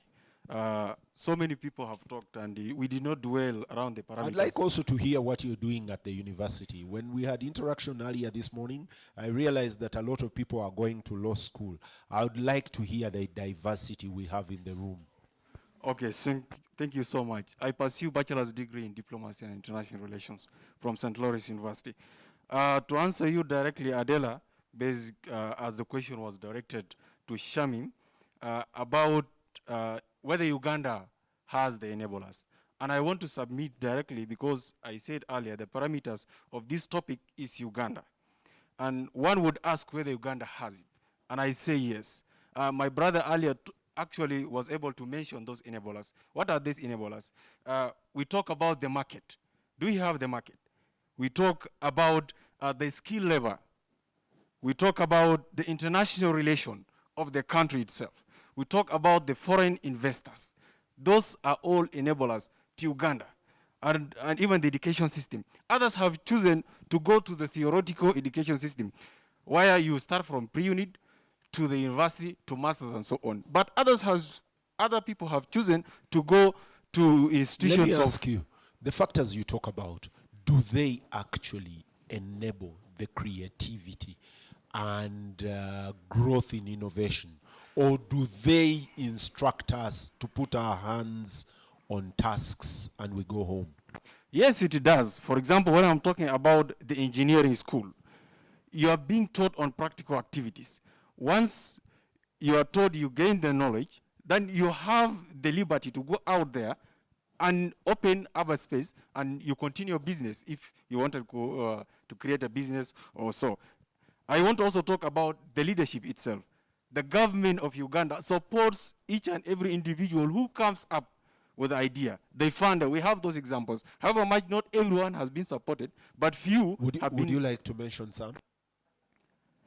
Yes, I would want to mention some of the program of the parish development models. They give money to those individuals so that they start a program. It already rolled off? You're sure? So, okay, it's about to roll off, but it is an enabler. It is give her, then she can continue. Thank you so much. Namakula Josephine, pursuing Bachelor in Arts with Education. So he's trying to speak about what the government is bringing in. And first he has said the government has invested. Indeed, we have seen people who have not attained this theoretical education, but we have seen people that we are following the new curriculum. The government brought in the new curriculum in 2020. And senior 1, senior 2, that the students we are teaching today are following such curriculum, where we teach them up to 2:30. And we engage them in practical skills so that by the time they leave out, they are able to participate. And second, the government has gone down to the villages where people have not attained the education to invest. We have seen women's circles and they ask the government for money. So when they go in and they are given money, they are able to attain skills, which skills they increase more during creativity. Really? We can say. Really? Yes. We can say bakery. For example? Bakery, making cakes. What's the innovation in bakery? Baking cakes is normal. And you may say it's normal on a level. Every weddings never had cakes. If you're to go, an example is Robert Kayanja, Pastor Robert Kayanja and Jessica Kayanja. When they are giving testimonies, they say, on our wedding we had popcorns. Why? Cakes were expensive. Today money is invested in women. So the innovation is that we have more cake. No. You're getting me wrong. The innovation is not Or is having the more innovation in the design of the cakes? Good. The materials that are used and also the design of the cake, that's a new idea. Thank you very which much. makes it an innovation. Thank you very much. I'd like to come to the table. Gentlemen and ladies, is there something that you feel gutted about that you'd like to answer in a minute? Timekeeper, if they pick up the microphone, give them a minute and a half to respond. If they don't have anything, the microphone goes round. Here. If you have anything you'd like to respond to, or if there is that idea that you didn't have enough time to throw out. The question posed to me was that what are those specific kinds of enablers that they have and what don't we have? In my third phase of delivery, I said very clearly that indeed we have the enablers. First of all, my brother brought in very clearly that enablers start from you as the innovator, then comes to the government and the rest. And I was able to set that innovators have the brain there, the knowledge is there. And also brought in that the government came up with different policies and framework and institutional frameworks that came in to bring up and build in the innovation. Then what don't we have? I weigh that there are a few challenges that indeed they are there, and if it is addressed, it's going to enhance the necessary enablers even more through capacity building and funding these innovators. Those are my response to the gist of this matter. Thank you.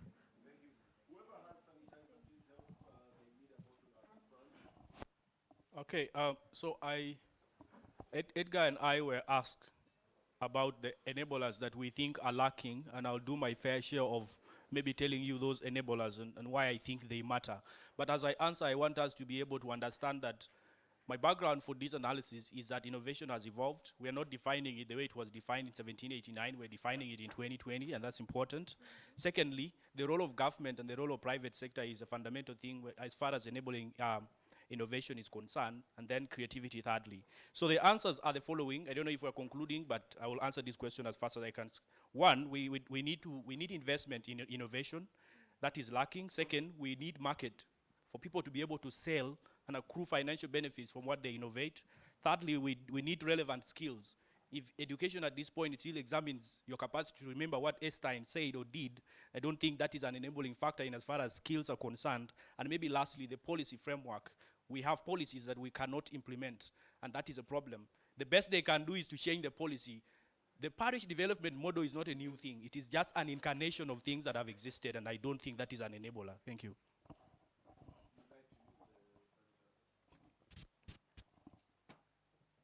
Okay, what my fellow panelists are saying that Uganda does not have enablers. I don't know if really they want the government to come and spoon feed them, or like, okay, we are having already, what we have to use. So you have to know the difference between not having and having something. We have something. Yes, it may not be enough, but we have something at least. You cannot say that we do not have any enablers at all. You cannot say that the government is not supporting at all, yet we are seeing people coming up. There is this creative industry that came out. It's a company. It's called Motive, along Port Bell Road. Yes, it came up in 2020 during the lockdown. But it is flourishing now. It is selling its products, and we also saw many other activities that came up in the lockdown. So even amid these challenges, we have to work. A creative person does not look at the challenges only. You look at your strength, even though it is one, just work around that.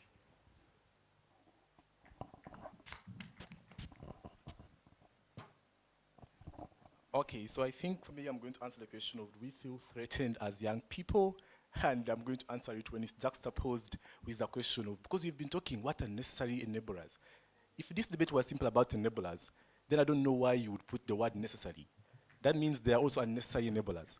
So I'm going to start from that. What are unnecessary enablers? Unnecessary enablers are when you tell us boo-boo and we come to State House, you're still drinking Nescafe instead of our own local coffee, so I won't have any incentive to innovate and perhaps make coffee better. Unnecessary enablers are when you say you need more increased funding to a Ministry of Science and ETs and ICT, but only do the real kind of science to just award ceremonies and give me trophies, and after that, my idea stops there on being presented to your chief guests. Unnecessary enablers. How about the other way around?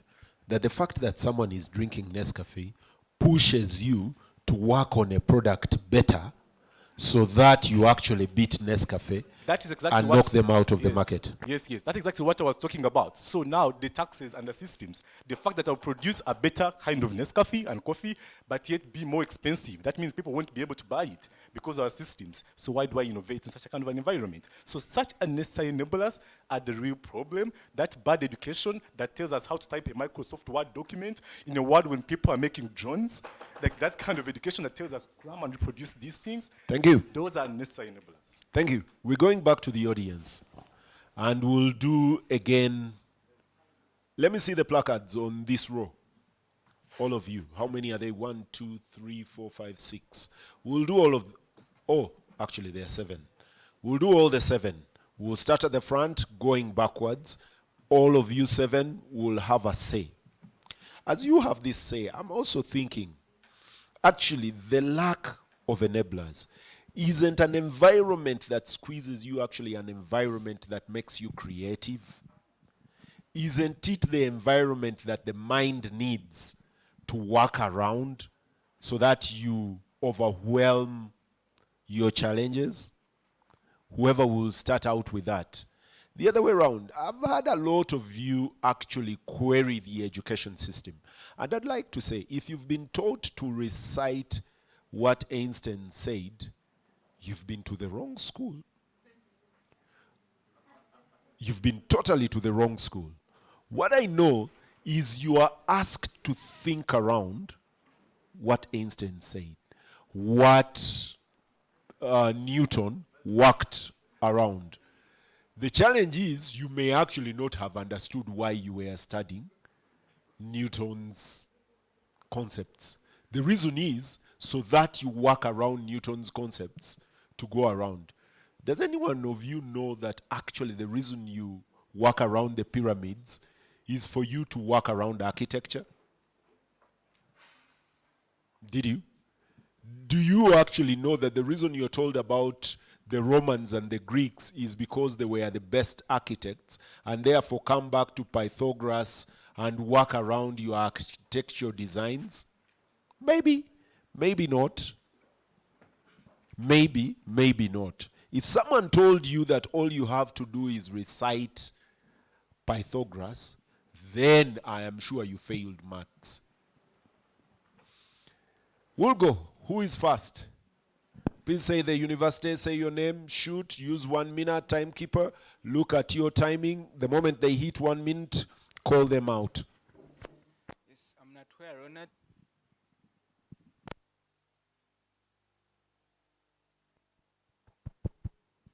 Yes, I'm not where Ronald from.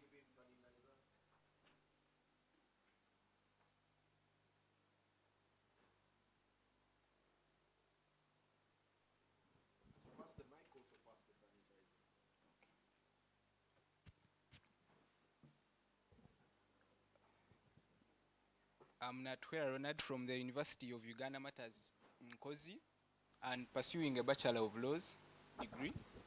I'll start by answering your questions in a way that we are blaming the education system, yes, that it is more theoretical enough that what we study is what we produce in our exams. But I would like to rebut that. If you try and follow the trend, maybe in the Britain or in the US, they still study these subjects that we are studying here. They have literature, they have history. So I'm wondering how one would say that the education system we are using here, like what we study here is what we have to present in our papers, is in one way hindering the enabling environment. But I would like to rebut that. I don't buy that opinion in any way.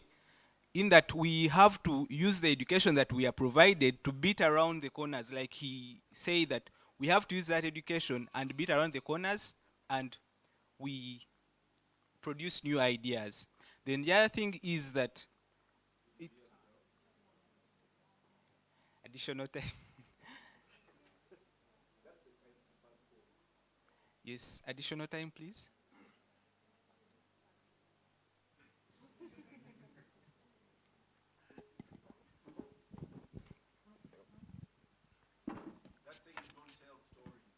No stories to tell, actually. Gisha Echo, Cavendish. Like one of the colleagues said that he is the mother of all innovation. That being said, you asked a very important question in regards to if there is more squeezing of life the next meal, the following day, or the next hour to think. Those guys in the Western countries are being more innovative because they have the basics. They have the food, they are assured of supper, they are assured of some of those important things. But here in Uganda, most of people are not assured of the next meal. How do you expect them to be innovative, to think of Facebook, to think of all those innovations that we have seen? A friend here has said that our education system is the same as the system at the other side, but that's not true. In different levels, those kids are given different projects, yeah? Which is not the case here. Here we just reproduce what we are being taught in class. We never do such projects. We never produce machines. Look at the children in China and all. Thank you very much.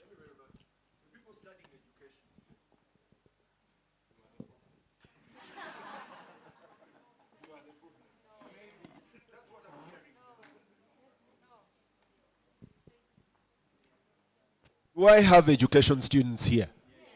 Or a lecturer for education? Very many. You are the mothers and fathers of our problems. Yes, thank you very much. Good morning, everyone. My name is Uwera Harmony Letisha from Uganda Christian University, Mukono campus. My issue, or what I'm addressing, is... I'd like to hear also what you do there. Oh, Bachelors of Laws. Bachelor of Laws. Said there were too many lawyers here. Yes, Diana and Shamim came here and they told us that we have enablers, but Edgar and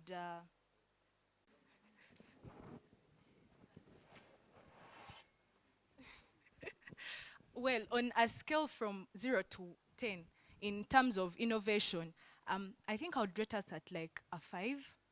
And in That's terms compared to the region, compared to Africa, compared to the world. compared to the region.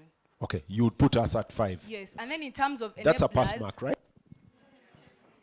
Where I work, you would have failed. UMI, it's 60%. So 5 is a failing rate. yes, Okay? then in terms of enablers, I would put us at like a 2. Sorry? That's a 2.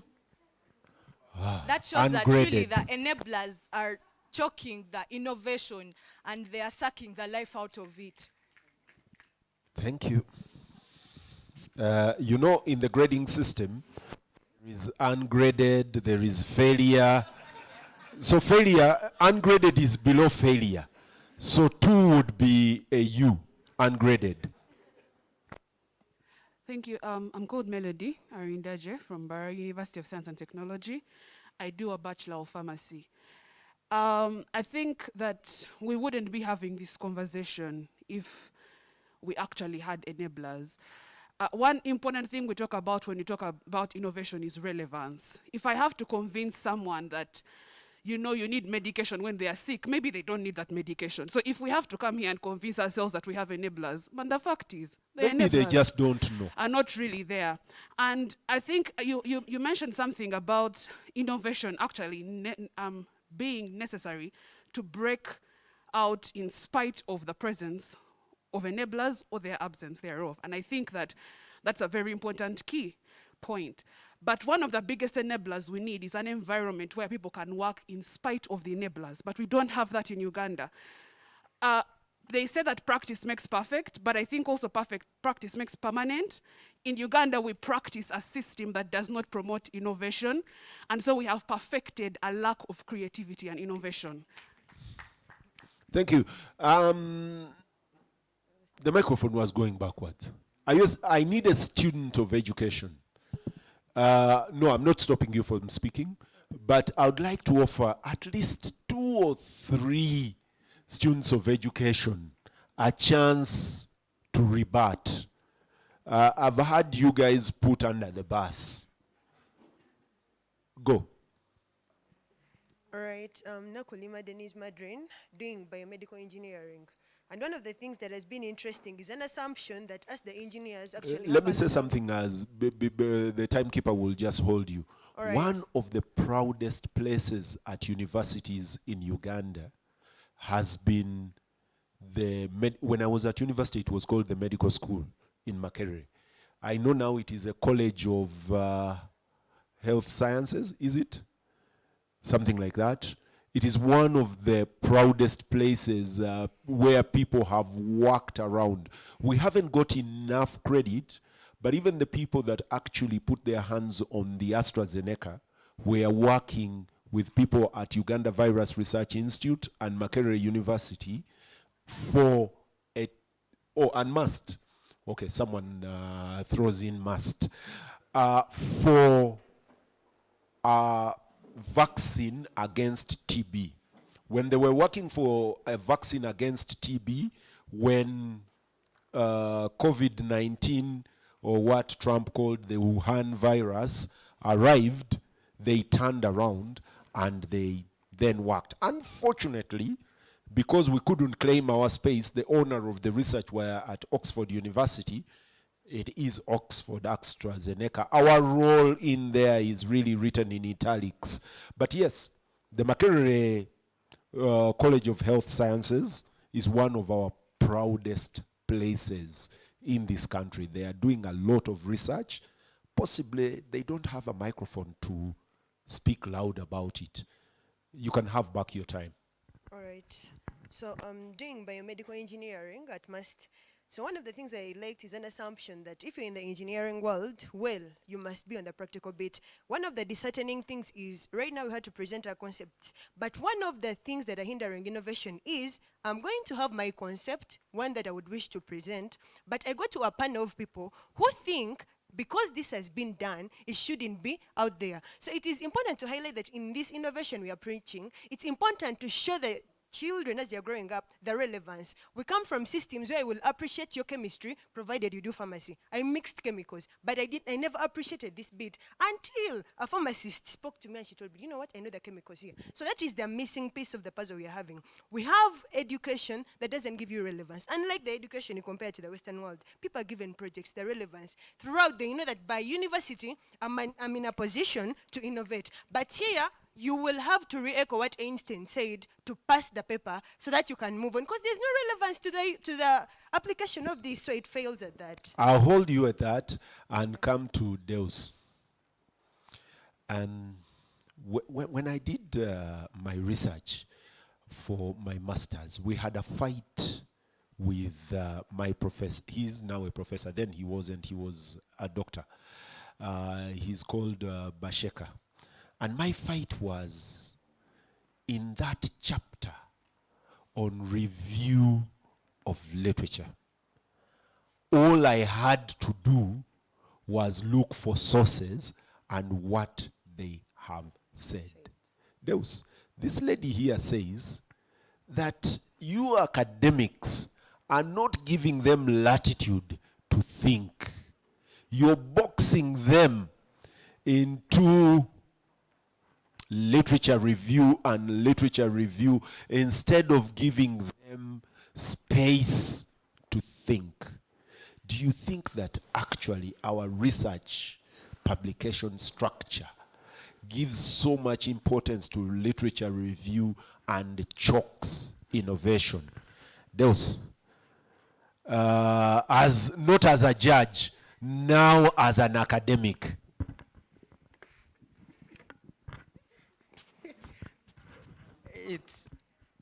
Thank you very much, and very bright audiences, I must appreciate.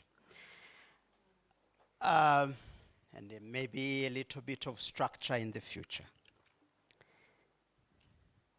You see, you call me into this debate with a question that makes me reflect on whether you and me are not lost in a maze of very disoriented, what can I say? Maybe let me be general. A disoriented society. Because if I say disoriented political system, someone will pick a few things here and there.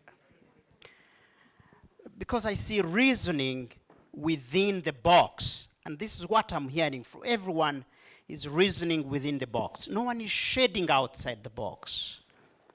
And that could be partly our responsibility. But it's also partly the responsibility of your parents. It's also partly the responsibility of political leaders. I'm sorry to say so, because I won't answer your question. Because you are lost already. You're lost and you are squeezed in, and no one is shading out and say, let's storm out. Let's be different. Because we were caught up into the colonial situation, and later day leaders who cannot stand their ground because they probably are scared of themselves. Now, literature, what has been done before, what has been left out, and where the debate is now, is totally the foundation of knowledge, whether you are in the UK, whether you're in the US, or in Japan, or in China recently. It's the foundations of knowledge. We do not want you to reinvent the wheel. And so when we ask you to review literature, we are directly saying, please, don't repeat those things. You misunderstand us. And partly it's because of the education philosophy, which is not my responsibility, which is my responsibility also somehow, you see? So when we say review literature, we are not saying get stuck or go to, we are saying, look, this was done. Where do you start from, okay? So And don't then judge us on the basis of you are lost somewhere. So we are sorry. But it is our responsibility, together with you, like from today, to challenge this system. And it's an ongoing venture, okay? I'll add more later. I saw Joe itching to say something as well.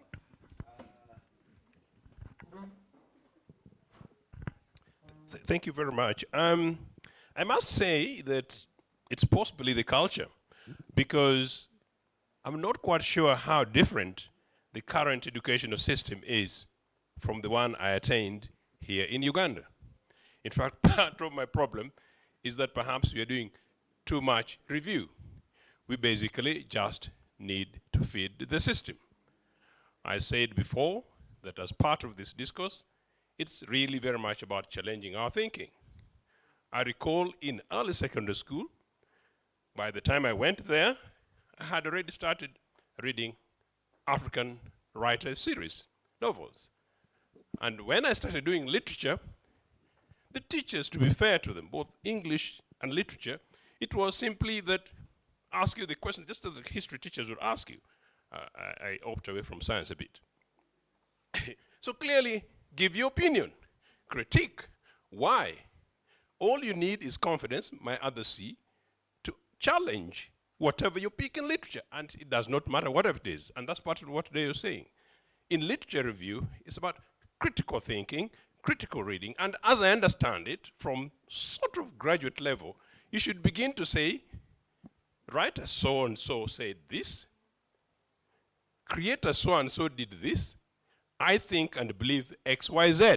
And when you say I think and believe X, Y, Z, and you qualify it, Deus gives you a plus. That is in academia, that is in research, and in fact, for those of us who do policy and politics, that is what we are also all about. We simply say,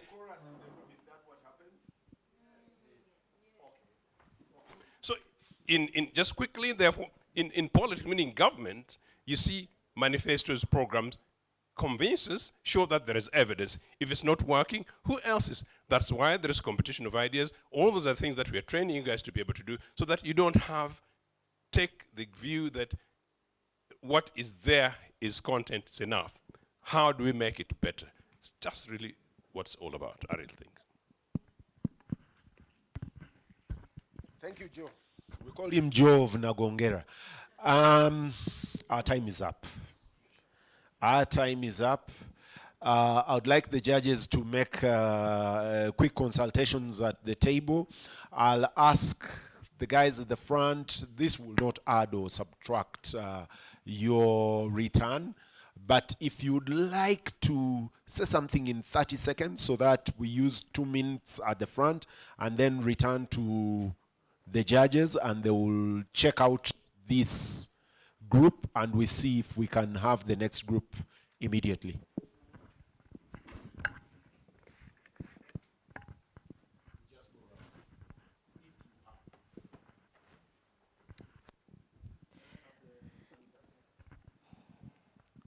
Maybe conclusively what I have is that we have to appreciate what we have and the standard and the level that we are in. Is a series of machines that have too advanced. But what about the innovators themselves? What about the attitude towards the innovation that you have, the willingness of you as an innovator? Then what about the government? Are they willing to promote you or implement whatever is there to advance you? Thank you.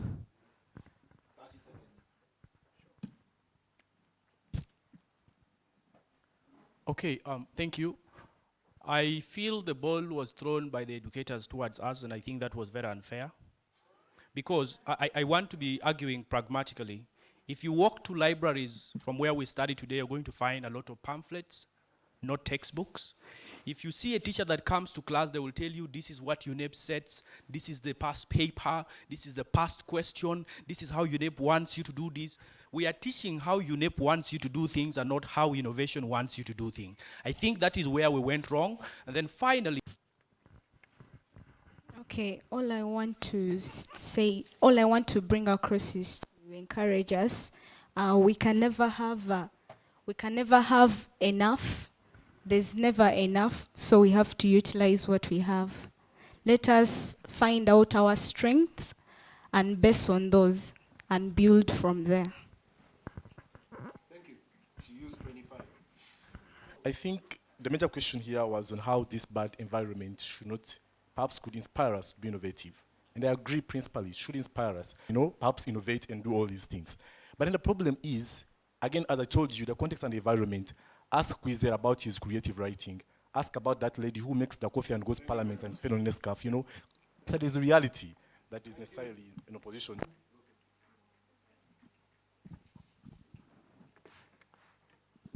Okay, now I return to the judges. They do the job that I hate, the hatchet man's job.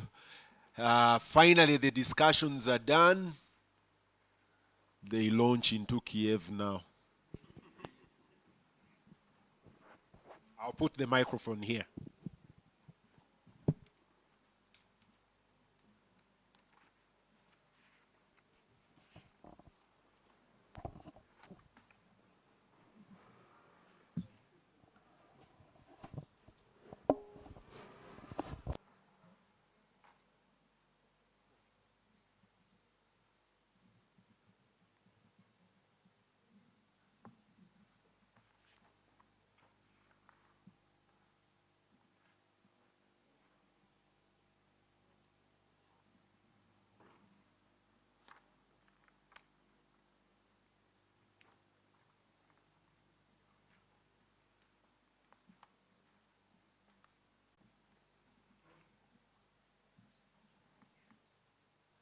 Okay, the consultation is, do we have enough time for the judges to at least make a comment?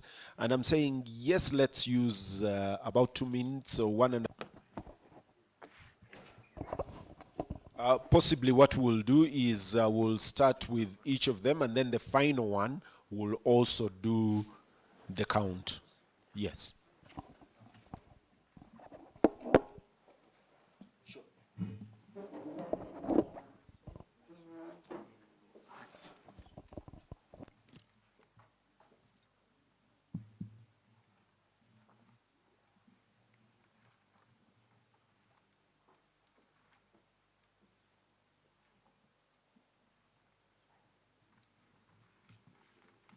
The last time Bush made it to White House, was it the last time of too close to call? And votes were gone into and people were counting them again one by one. And still he won in Florida where his brother was the governor. So looks like it's too close to call as well.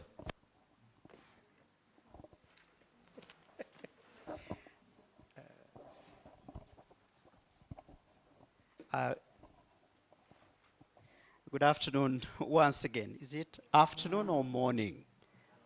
Good afternoon.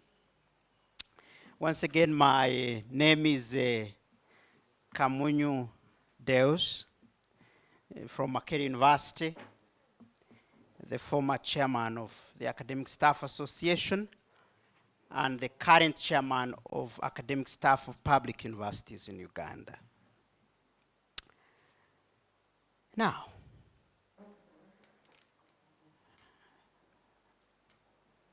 first, generally, what are the enablers, if you asked me? I would say maybe awareness. Are we aware of innovation?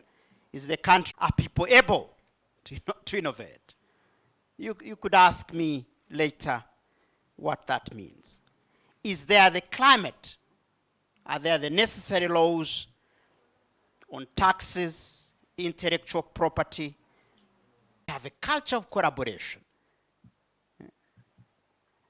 Currently, a big bang is being worked on, I think, in Switzerland, and countries are working together. Paris, universities in Paris, Poland, in Norway, in Harvard professors, and they all came together to do we have the necessary collaboration framework? Culture, very important, and I will dwell on that. Let me leave it. Education, I will leave that. Human resource, the labor markets, and who's responsible for that? I do not know. Mindset, incentives, management, and knowledge itself. One could say these are enablers. How you expand them, I do not know. But I want to focus on the two. Culture. The issue of culture is about beliefs and values that the smallest unit of society, which is the family and society, espouse. And that these then are responsible for the final national product. That, for example, if we were all brought up to be innovative, first by our own parents, and that's why I do think that much as Garang is articulate on the issue, wants to blame me or me to blame him, we are both lost in the maze. So you need to go back to think and question why you think that way. And the reason is we've all been brought up to think that way. Because you see, when the colonial masters came here, they put different countries together. So they had a view. First, to make us clerks in order to ship the goods and services to Europe. They could not teach us to think beyond that. Why? Because they had their aim. No, it was upon us and the founders of our nations to think and to build a society is more attractive than doing. The culture defines everything. And who is responsible for building this culture? It's the politics of the nation. It's the ideological frames. It's a belief system, the values. Give us to education system, the education philosophy. And Marxists put it simply and called it a superstructure. I find that very powerful because then you have a government rallied on a political philosophy, and then you have a production system which defines how we do things. And that the country is led by people who believe that things should work in a certain way, and that they are ready to die for that, and that they want to do it once in their lifetime, and that they have a crop of young people that can follow them and say, Viva, we did it. Not to finish, I'll stop. So the political system, the political philosophy is very important. And it's what finally enforces the culture. Because it deals with for our case, we are lost in the maze. Because we did not do the homework, we are a peripheral capitalism. All the borders of a country are treated to the core. The vagaries of peripheral capitalism, corruption is one of them. When we are corrupt, we cannot allow anything to proliferate in its purity. Because we wish it to move on, but we are corrupt, too corrupt. We want to milk it, and it won't survive. As I talk, I don't know if Samona is still there. Is it still operating? I don't know. Corruption. A disconnect. They've finished. The oligarchy, I loved that. The oligarchy does not want to walk the talk. They cannot take the sacrifice. That's why you find an ordinary MP led by a car with 10 policemen and another one behind. They can't possibly take the sacrifice. They cannot take our coffee. They want coffee from Switzerland. They can't take it. And no one can tell that's how we will see them and then innovate. That we see lack when they are taking European coffee, then we will see the lack and then innovate. They won't take it still. The oligarchy is disconnected. And all this is to do with the first thing, the political philosophy, the way we wish to shape society. No sacrifice. Finally, you are a very smart guy. You're very smart. You flow well. You have things at your fingertips, but you're not a debater. You don't move things. You don't stand your ground and defend it. Maybe it's the structure of them. I don't know. We should allow them in future to stand their ground and say, this is my view. This is my structure. This is where I think. These are the new things I want to introduce. Because you shouldn't now, you're again picking on notes, what. This is how I think. I have lived, and this is how I want it to be. You are smart, I must say. Your name? Shamim.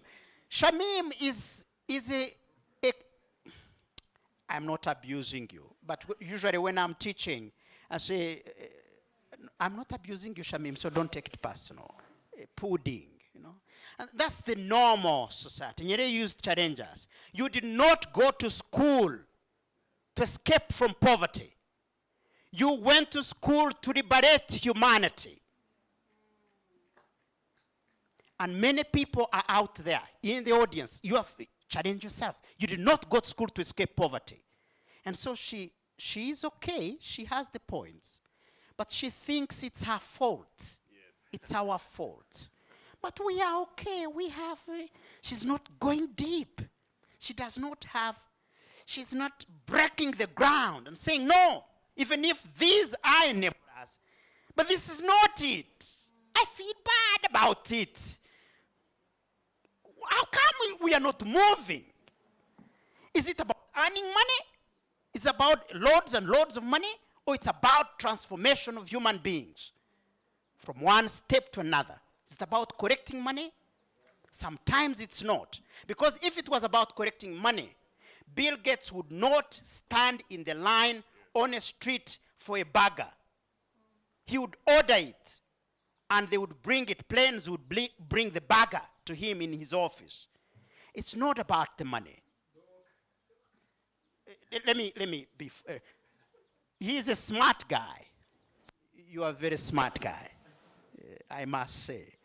You know how to debate somehow. But you lack structure. You have to die for something. And so you must pin your debate on something that is fundamental, which illuminates everything. Finally, stop reading. When we come here, we want to express ourselves. What we know, don't read and read to us the notes in future. Feel it, radiate it. That's my assessment. I did my good.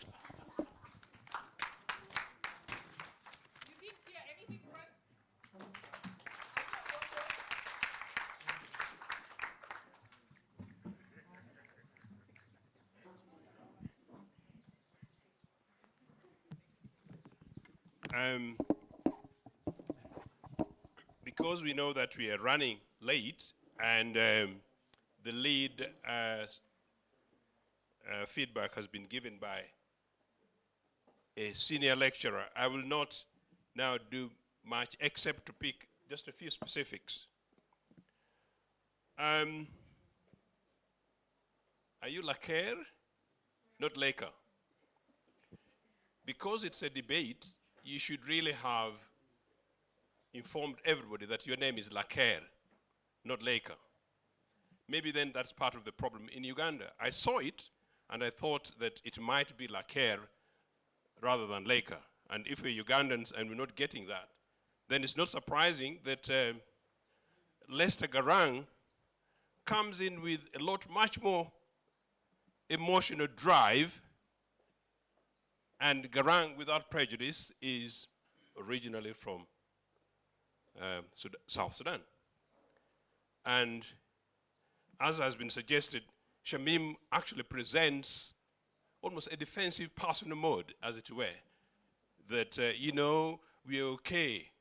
And back to you, Diana, it almost seems as if you were schooled leading here by some kind of formal state policy. And your job is almost to defend it. Absolutely, you can do that. It's not a problem. Pick the facts, pick the information, and run with it. You know, the idea here is what exactly is it that we have and that we've got to run with. But as I said earlier, these debates are really about strengthening. That's why Deus is right. It's about strengthening your intellectual capacities. You know, so really we are saying critical thinking. We are saying even in literature review, you must learn to do literature review a lot better, particularly those of you who are going to be doing postgraduate research. Because out of that, you are expected to bring something new, an addition to academic, addition to knowledge, addition to information. But you guys, because it's a debate, show us that you're motivated. You know, show us that you're motivated. For that sort of, Garang gets it, but out of emotions, to the extent that you run with it so much that you forget the structure, but you have everything. And that's the feedback that has been given to you. One thing I must say, that while we're discussing the enablers, once it came to my mind what is lacking, and then we kept on listing, and intellectual property came in part. And yet the guys who are pushing policies that are there, one of the things you should have talked about. But anyway, you guys have done a fantastic job today, a lot much better than the last debate we did have. All you need to do really is that, please, pick for us the facts, show us that you've done some research, show us that you've owned these processes, show us that you want to convince us, and really not us the judges, you want to convince the audience that yes, yours is an idea worth the picking, because we're teaching you academia, we're teaching you community leadership, we're teaching you family ownership and governance in families, we're teaching you about institution things, but we also want to see some, you know, politicians, parliamentarians, researchers, guys who work in NGO world who want to bring something new on top of following where our lead people like Sarah, the guys who are enabling us to be here. That's really what this whole thing is all about. So it's not a trip, as I said before, it's not a trip down Chiwatule. It is what exactly is new about everything else, and we wanted to show us. I think by and large, that's what I can say, but because we're really time bad, I have opted out of my script, and I think that we will now ask our lead judge to provide us with the final contents in terms of detail. But well done, guys.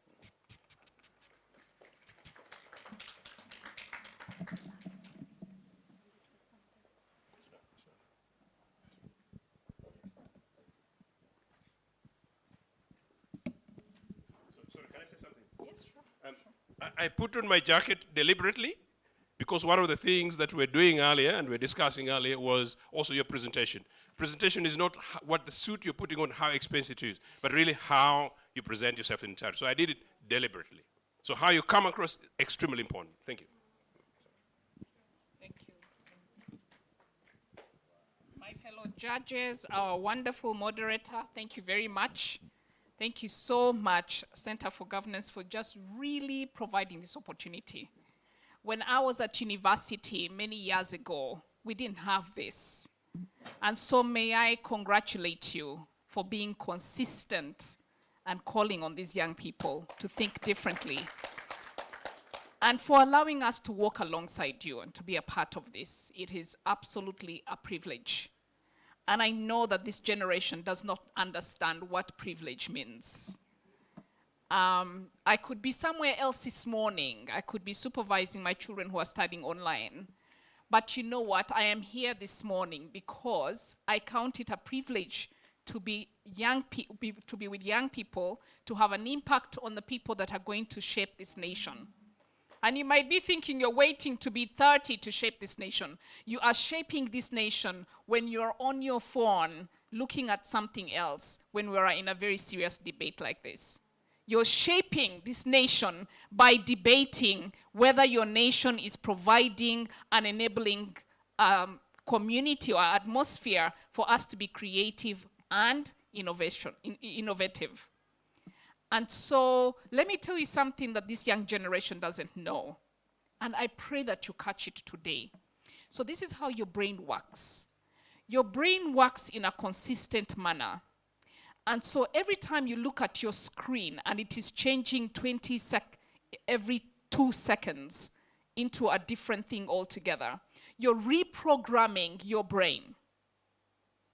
I want to challenge you to read a book that is entitled, Even the Teenager Has a Brain. Because every time you do that, you might think you're thinking sharply by, you call it multitasking, isn't it? There is no such thing as multitasking for the brain. Do you know what it is? It is destructive. What is destructive? That is not multitasking for the brain. So you're reprogramming your brain to think 2 seconds, your brain thinks differently. 2 seconds, that means that if the CEO is saying anything, you won't catch it because your brain is programmed differently.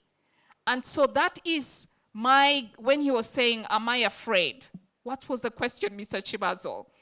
He said, are you afraid? Are you threatened? That's my threat as a parent, but as somebody who is interested in this nation and is very passionate about the future of this nation.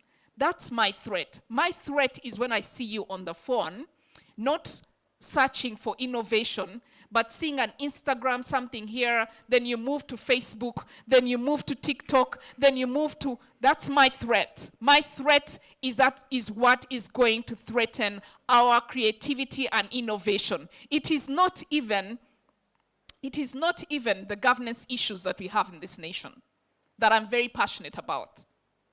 And so may I call to you, may I implore you today that you can train your brain 2 weeks from now, 2 weeks before now, to think, okay, I'm going for a debate. I'm representing my university, for goodness sake. What are the innovations that have gone on in this country that the other university is not aware of? What are the innovations around health? What are the innovations around media? What are the innovations around bottled water? What about the school bags that now have where you can charge your phone? Has anybody seen that? What about the hair products that people like me are very passionate about because I really want to be African. I don't want straight hair anymore. And I want to raise my daughter that way. But why am I passionate about it now? Because there's somebody who has created hair products for my hair type. I have been looking to the hair type of the white people and I am dead tired. I'm exhausted. And because I have been exhausted, I had to cut it off and start all over again. And don't tell me my hair is not beautiful. But it's been tapping into the innovation space and the creativity of somebody else who didn't study it but decided, you know what? There is the internet. I can use it. I can study online. And she goes into developing a product that I just spray in my hair and my hair gets softer. But the white person was giving me a product that I have to straighten my hair, and then soon it's falling out of my hands. Then, and then it's smelling for dear husbands. The hair product is smelling. My hair doesn't smell because of somebody's creativity and innovation. And so what else do you have? What about the cartoons that are communicating math better, that are communicating a policy better? What about that? What about the jokes that make you roll when you're sad? In this country, we have jokes that really can make your day better. Let's just agree that Ugandans can be very creative and innovative. So they're not telling us anything new in the joke, but they're making it in such a way that when you watch, you want to watch it again and send it and send it and send it. And you know what? Laughter is good for the soul, for a space that has no freedom. That's why when we were here, Mr. Chibazo was saying, what is it? Has somebody gagged you? Has somebody imprisoned you? You are not as vibrant as we were when we were younger. And honestly, this is innovation. Do you know what innovation is? When someone gives you some freedom to talk. You have created a freedom. They have created a platform for you. But if you come and you have not read and you can't tell us why the environment is not enabling, you're telling us taxes, but go down to the task. What is the task? What taxes have been put in place that are hindering your innovation and your creativity? Where do you live where there is so much noise that you can't even think? That you don't have the freedom to write down your thoughts because it's too noisy. Where do you live? Tell us things that we can experience. My friend here said, you know, people who are looking for the next meal cannot be innovative and cannot be creative. You'll be surprised. During lockdown, there is a lady who cut, was it banana peels? And now something is coming out of it. You'll be surprised. You'll be surprised that I thought that my compound and my home was very small, and I cut all the curtain boxes. I lived in an old house, and the curtain boxes, I removed all of them during lockdown, and I made benches all over for everybody to have their little space in the compound because we were in each other's faces and we couldn't take it. I realized that I was the only one who was an extrovert in my family of 6. I was the one unbothered. Everybody else is an introvert. And so they needed space to think. Is it true that young people in this space perhaps do not know their personalities? Do you know your personalities and therefore how you thrive and how you may be creative because you've understood your personality and your giftings? Perhaps my friend Shamim, who is comfortable with the status quo, perhaps she's a person who may bring methods to your creativity. I don't dismiss that. She may be methodological, what's the word? What's the word? So she's able to follow through systems because a person who is creative can move left, right, and center, always creating things. But the person like Shamim, she may be created to bring about systems that are consistent, that if you press this button, this is what you will get. Does that make sense? And so her mindset, which I had a problem with because I challenged status quo all the time, I realized later, perhaps she needs to be a little more ambitious to create systems to these innovations and these creative juices that are around her. And so may I encourage you, Shamim, to say, we have the resources. I heard you say that many times. May I encourage you to say, what resources do you have? And therefore, what can you do with those resources? Because if you just tell us that we have resources and we cannot see the possibility, and we cannot see, you can't paint a picture in our minds to see what could be that is not, you don't give us hope. You make us think, namwe, abedda bali nga tebalina sente. Now you have money, relax. You had no TVs, now you have more TVs. Now relax, and it is a mindset. It's a mindset for people like me who come from a Catholic background. It's a mindset for people who are in the central region of this country, forgive me if I may say, but that's how it was in the beginning, and therefore that will be, it will be until the end. You are very, you want to leave things as they are. Is having the kabaka, let me go political here, does it add value? Are the cultures that you have adding value? It is not just here, it's all over this country. There are some cultures that we need to get rid of because we want to be creative and innovative, and there are some cultures that we need to maintain because they bring value to us. And so I appreciate your contentment, but I must say, can I have a mind to say, this is how I can do with what we have? What can we do? Can you give very specific things? Now, I appreciate that Shamim is very presentable. She also understands her height and is able to come here. That she's very presentable. And now, friends, let me tell you, there are not many girls who are dressed up like Shamim today. Ladies, may I? The older ladies would agree. There are not many ladies. We can't see her knees. We can't see the line between her breasts. Sorry if I may put it that way. But you and I know what we're talking about. And the men might appreciate it, but it doesn't add value to us as women. And Shami, may I commend you for looking presentable, for representing your university. and for helping us to be, I felt like she implored us to look around what is around us. What is it that we're not utilizing around us? That's what I picked from Shamim. I also picked from Edgar, that Edgar, thank you for being smart and presentable. Your hair is done well.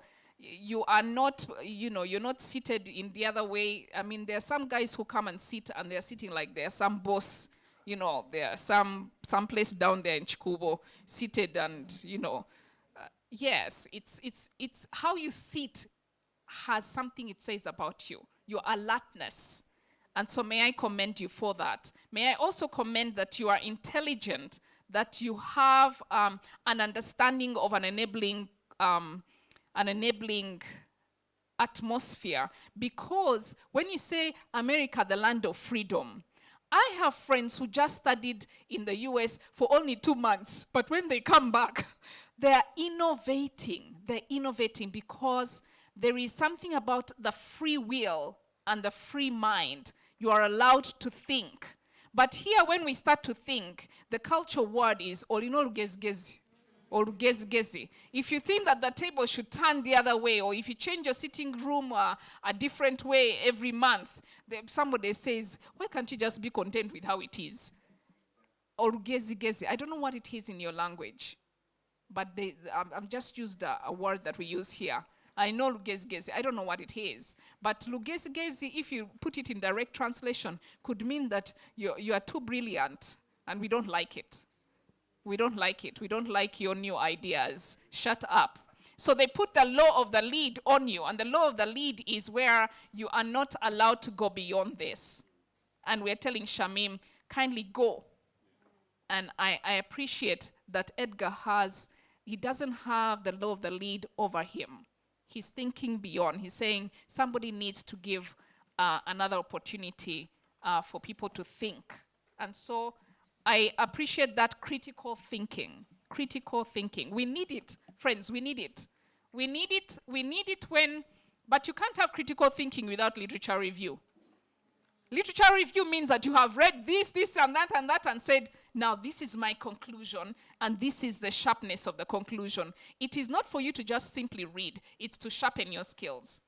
And so I think Edgar reads. I think. I hope you're not just listening to TikTok. But I appreciate that. I was looking for people to say, I believe that the environment is enabling because there is this safe water harvester that is in Uganda that has never been there before. That there is something called a Safe Pearl app that protects women from being raped, or they can report very quickly, and it gives them a platform. Do you not know the apps that are here right now? There is so much that there's Admire, a documentary space and a branding space. They can rebrand you and change completely who you are and who you're perceived to be. There's so many things that have come in the last few years, but I wanted the innovation village. It didn't come out. There is something called innovation village. Who knows that? So before innovation village, we had a Silicon Valley. Who knew where the Silicon Valley is in Kampala? Something similar. Who knew where it is? It was not called Silicon Valley, but a lot of things were happening in the space. And we are not very far from there. Bukoto Street, Kanjocha Street. Kanjocha.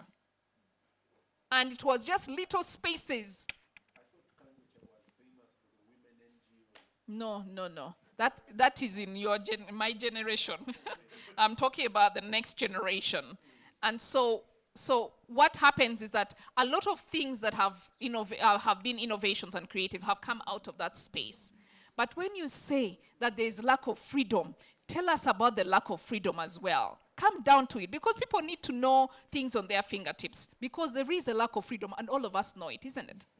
We also know that, you know what, there is no consistent goodwill. Somebody starts something, then we put him on a platform, he is around the Bwanakubas, they shake hands, then after that you don't hear anything about it. You heard about the cars. You heard about, there's so many things that have gone on. So there is no consistent goodwill. The kickbacks and the bribery in this nation cannot allow someone to be innovative. I know somebody who has been given a loan by Uganda Development Bank 2 years ago. Up to now, they have never caught the amount of loan. They signed and everything. They've never received the money because somebody here wants 10 million, another wants 7 million, another wants 3 million. So you're stuck. That person who has an innovation spirit can be crushed. And so give us examples. The poverty levels cannot allow us to think creatively. If you're thinking that I want food, you can't be thinking, now I need to paint this wall pink. How? You can't think like that. You can't think, let me change this room to face the other way. No, you can't think like that. And so I just wanted to also appreciate Garang. Garang, you're very intelligent. My appeal to you, and I think that Garang is exposed because he's the only one who talked about property rights here. And we know that innovation, that is so key to innovation.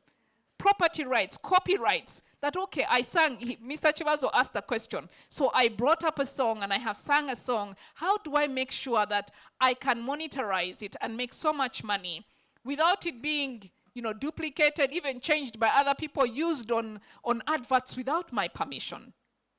And no one said anything to that of COVID. What happens to the musician? What happens to the musician? What happens to a person who is a restaurant owner? Perhaps they get 10 border borders. That's innovation. Perhaps they create an app where you can order food. So there were normal things that I sort of thought would be generated by the younger people because you guys are the ones who use them. Us, we are still catching up. That are on your phones right now that you're using, that a young Ugandan has innovated, but you don't even know their name, but you are enjoying the service. And so may I just implore you to read before the debate. Read before the debate. Friends, read. Read 20 pages before you go to bed tonight. I implore you. Can I have a show of hands of somebody who read? With you, we were going to look for books for you. We will give you a reading list. We shall give you a reading list before the debate next time so that we have a better quality. How many? Just put straight because God is watching you if you subscribe to him. If you subscribe to God anyway.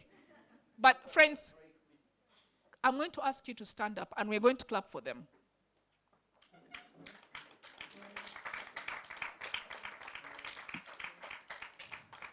So, please have a seat. May we appreciate you and thank you so much. Sarah, you can see the challenge. You can see the challenge. The quality of the debate comes from the individuals. The individuals, for it to be quality. I mean, Mr. Chibazo is an excellent moderator. Let's clap for him. Excellent. He drew you out. And so we have become better today because he drew you out. But what are you going to do to reward him? And to reward Sarah and her entire team is to read 20 pages a day. Every month you must read 2 books. Girls and boys, you have enough time to read. One, you don't have children, you're not changing diapers, you're not dropping children to school. Are you hearing me? You're not dropping children to school. Get off your phones and find some books. 20 pages before you go to bed tonight. Every one of you, because that is going to increase your knowledge. It's also going to increase your confidence. Because when they talk about something, you'll be like, I know that. Isn't it? It will increase your confidence. These young people are confident. May I commend you for being confident. We didn't have that last time. These were very confident. Very smart, very confident. Now, Garang, I'm going to ask of you, that is it possible for you to communicate what you want to communicate without putting down the other person? It is because you have to have some mutual respect. And that's why we can't have presidential debates here. And they forget the debate, the original debate. Do you understand what I'm saying? Or CDK. But we don't know where that came from. You don't know the original debate. So it's possible that when you throw a derogative something to me, I may forget my trail of thought, and I start thinking about what you have said. And if I have a low self-esteem, I may not appreciate another debate with you. So just guard around that, okay? Guard around that. And it's also a culture here that when we don't have content, we start abusing each other. Have you noticed that? We start abusing each other. We tell the other person that you're one-eyed. We say all sorts of things. Let's just be careful that we are mindful that everyone wants to be heard, everyone wants to be seen, and everyone wants to be valued. 3 things. Is it possible to value the other person, to see them for who they are, and to also hear them out? It is so critical to focus on the issues, because then the people in the audience will feel cared for. And if you're going to be a politician or a leader, then you're not talking about tribal issues in your debate. You're talking about whether people have water, something to drink, something to eat, a better education, a better health system. Thank you for being a critical thinker. You're certainly a critical thinker. And I like your curiosity, very curious. Miss Clarke, you excited us in the beginning. You came with such excitement with your content, and you narrowed down on only one thing. There's an enabling community in Uganda because there is policy. I just want to say that Rwanda comes here and they look at our policies, and before the seminar ends on Friday, let's imagine they came on Monday, before the seminars end they are already implementing, they're already calling people on the other side. Yemen, the government of Yemen comes here as well. I'm speaking only those I know. There may be other people, but because Ugandans are very brilliant. The average Ugandan is actually a genius. That's why a former leader of Stanchart said, who's retired now, in Kenya, he said the average Ugandan is a genius because you can crack their system. You can crack the bank system. They're geniuses for the wrong reasons. They're innovative for the wrong reasons. Does that make sense? And so it's very critical that the enabling environment, when you talk about the enabling environment, that you are focused on what is it? What is it? So adversity, I don't know if you were raised here, but I feel like adversity sometimes can bring innovation, and it can also bring creativity. When it's hard times, and you have only portion and beans, you may start thinking of how to create a meal that is different from what you have ever created before. So I've told my children they should come up with 4 ways of cooking beans, 4 ways of cooking fish, 4 ways. You can't leave my house without that. And there are 3 boys and 1 girl, they have to. Because for the boys, when their wives are pregnant and tired, they must be able to step up. So are you after Sarah has provided and the team has provided an enabling atmosphere for you to debate, are you able to reproduce that in your universities? Because Mr. Chibazo, we can't do that which you requested, to go beyond Kampala and go to Sudan and go to Burundi and go to Rwanda and bring all those people from Kenya to here if these people are not taking it back to the university. Let's debate about this week in your universities before you come here, because then the quality will be great. May I appreciate Alaka? She had content. She was talking about policies, but it's not policy alone. We have so many policies which are right, but you need to go beyond policy. You need to go beyond the framework. And so it's important that you develop your points. Thank you very much for choosing. And so the first runner-up, are you ready? Now, you guys don't be dull. When we are talking about your university, please, show cause, be proud, and say we are making strides, isn't it? Yeah, be proud. We were proud. When you'd say box and I was in Mary Stuart Hall, we would shout until they had to tell us, please be calm. You know, for you now, we are begging you. What kind of young people do you beg to shout? Young people shout all the time, isn't it? Yes, something is not right. You're eating the wrong food, or you're listening to too many white people on your TikTok and your whatever. You're no longer listening to yourselves. Listen to yourself. I need you to listen to your voice when we mention your university. The first runner-up. Are we ready? The first runner-up is St. Lawrence University, represented by Miss Baguma. Let's give her a hand clap. Please stand up. Please clap, clap. Clap until I tell you to.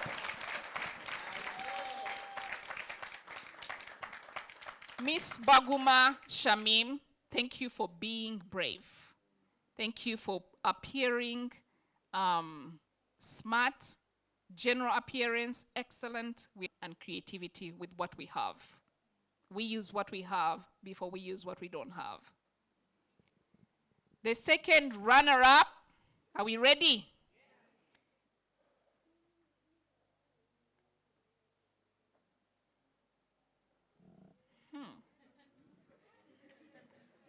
Election. This is how elections are, isn't it? This is how elections is. The second runner-up is Gulu University. The panelist is Miss Alika Diana. Welcome. I was looking here. I lost track. Yes. Thank you. Stand up, let's clap and appreciate you. She displayed knowledge because she knew a number of policies that are in place that a lot of you university students need to know. What is a policy framework that you know? How many policies do you know in Uganda? If I to ask one of you and you start saying, okay, mention them, she had them on her fingertips. May we clap for her? And the third runner-up was Mbarara University panelist, Mr. Edgar Muteesa.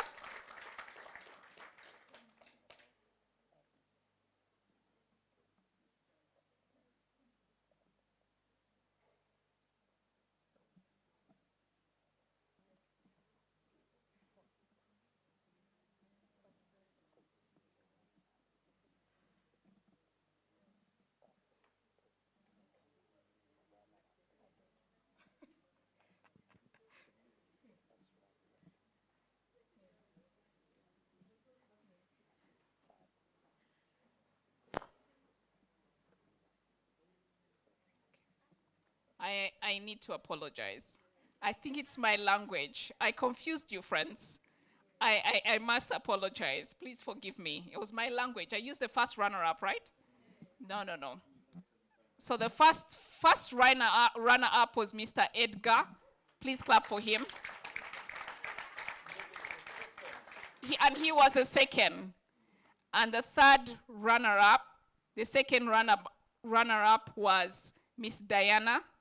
Let's clap for you. The third runner-up was Miss Baguma.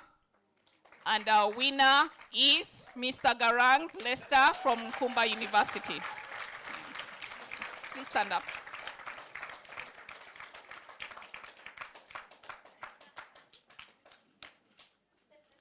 You thank God for an electoral commission that can be challenged. Isn't that freedom as well? Yeah, but thank you so much for being a part of this. Friends, I implore you to read. Get off your phone. Switch off your phone for a whole day and see if you die.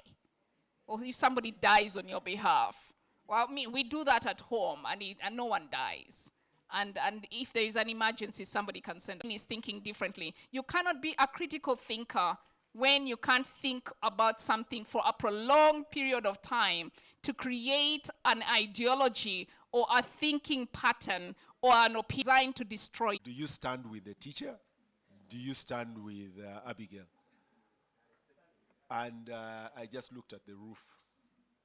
I let them have their fight. And she insisted. She said, I'm going to write this way because I want my story to start the other side and conclude at the beginning. And the teacher had a structure for the story that the teacher wanted. And the teacher had marked her according to the structure she gave them. And this one was saying, no, I want to write it my way. And so I looked at them, and the teacher is saying, but I've given you a structure. And then the child tells the teacher, but miss, even in the notes you gave us from the examiner, Cambridge, they give us options. And this was option number 4. And I decided to call myself. Do you know what they call calling yourself in Kampala? You take a call that doesn't exist. I said, excuse me. So I picked my phone and walked out so that they sort themselves out. And that was it. And I didn't ask her when we were in the car, how did the fight end? But I was happy. There was rebellion, but now I didn't know whether to deal with the rebellion. So when I got home, I told my wife about the rebellion. And she's like, no, she should listen to the teacher. And I'm like, I think I like the rebellion. and that's about it. Because my fight with her is, we should, she was talking about 20 pages a day. This young lady reads a book a week. She reads a book a week. And it hasn't taken her away from her phone, by the way. This is the agreement. If you haven't reported a book a week, you forfeit your phone, you forfeit your laptop for the next week. You can't touch them. That's the rule. So if you haven't done your bit, hand over. Hand over the phone, hand over the laptop, I think for 2 weeks. And for the next 2 weeks, you must report a book a week, and then you will get the privilege back. And I don't think in the recent past I've had to withdraw the privilege. When I went to school, like Joe told you, it was a privilege to get your hands on a book. Right now they are available. Right now they are available. My competition with my colleagues was to tick off, there was the African Writers Series. They would be listed at the back of the book. And we were ticking off who has read the most of them at the back. So the competition was who has read all of them. And the challenge was we didn't have all of them. There was only one decent bookstore in town. It was Uganda Bookshop. And they would not have all of them. So you had to lobby a teacher. You had to look somewhere and find them. You guys have all the books in the world. And I don't limit anyone from what to read. For me, read all the fiction in the world there is. It is okay. My son reads sci-fi. Boy, I can't touch it. I can't understand it. Even when they watch movies of sci-fi, I walk out of the living room because I don't understand this thing. But I know this is what makes them tick. And yes, so go and read whatever you read. Whatever you read will enrich you somehow, somewhere. And there are too many books. If you can't buy them from Aristoc, don't buy them from Aristoc. Go downtown. Someone is selling books in a pile. Yes, downtown someone is selling books in a pile. You can buy a stack of books at 20,000 shillings. Choose what you want to read. I keep telling people, I did a fellowship for 6 months, pretended around to be intelligent. I wasn't. And for the 6 months of my fellowship, I never bought a newspaper. This is what I did on the train. Every time I stepped on the train, someone had bought a newspaper and pulled out the section they wanted. So they pull out the section on cars, they dump the rest of it. So when I would come, I would scavenge for the papers. I would pick out also what I want. And I had an allowance for newspapers. I had an allowance for papers every day, but I picked them on the train every morning. And I saved that money. You can read. There are newspapers online. There are books online. They are available everywhere. Get them, voraciously feed on them. You'll be surprised at how good you finally turn out. Thank you very much. Damien, I return to you.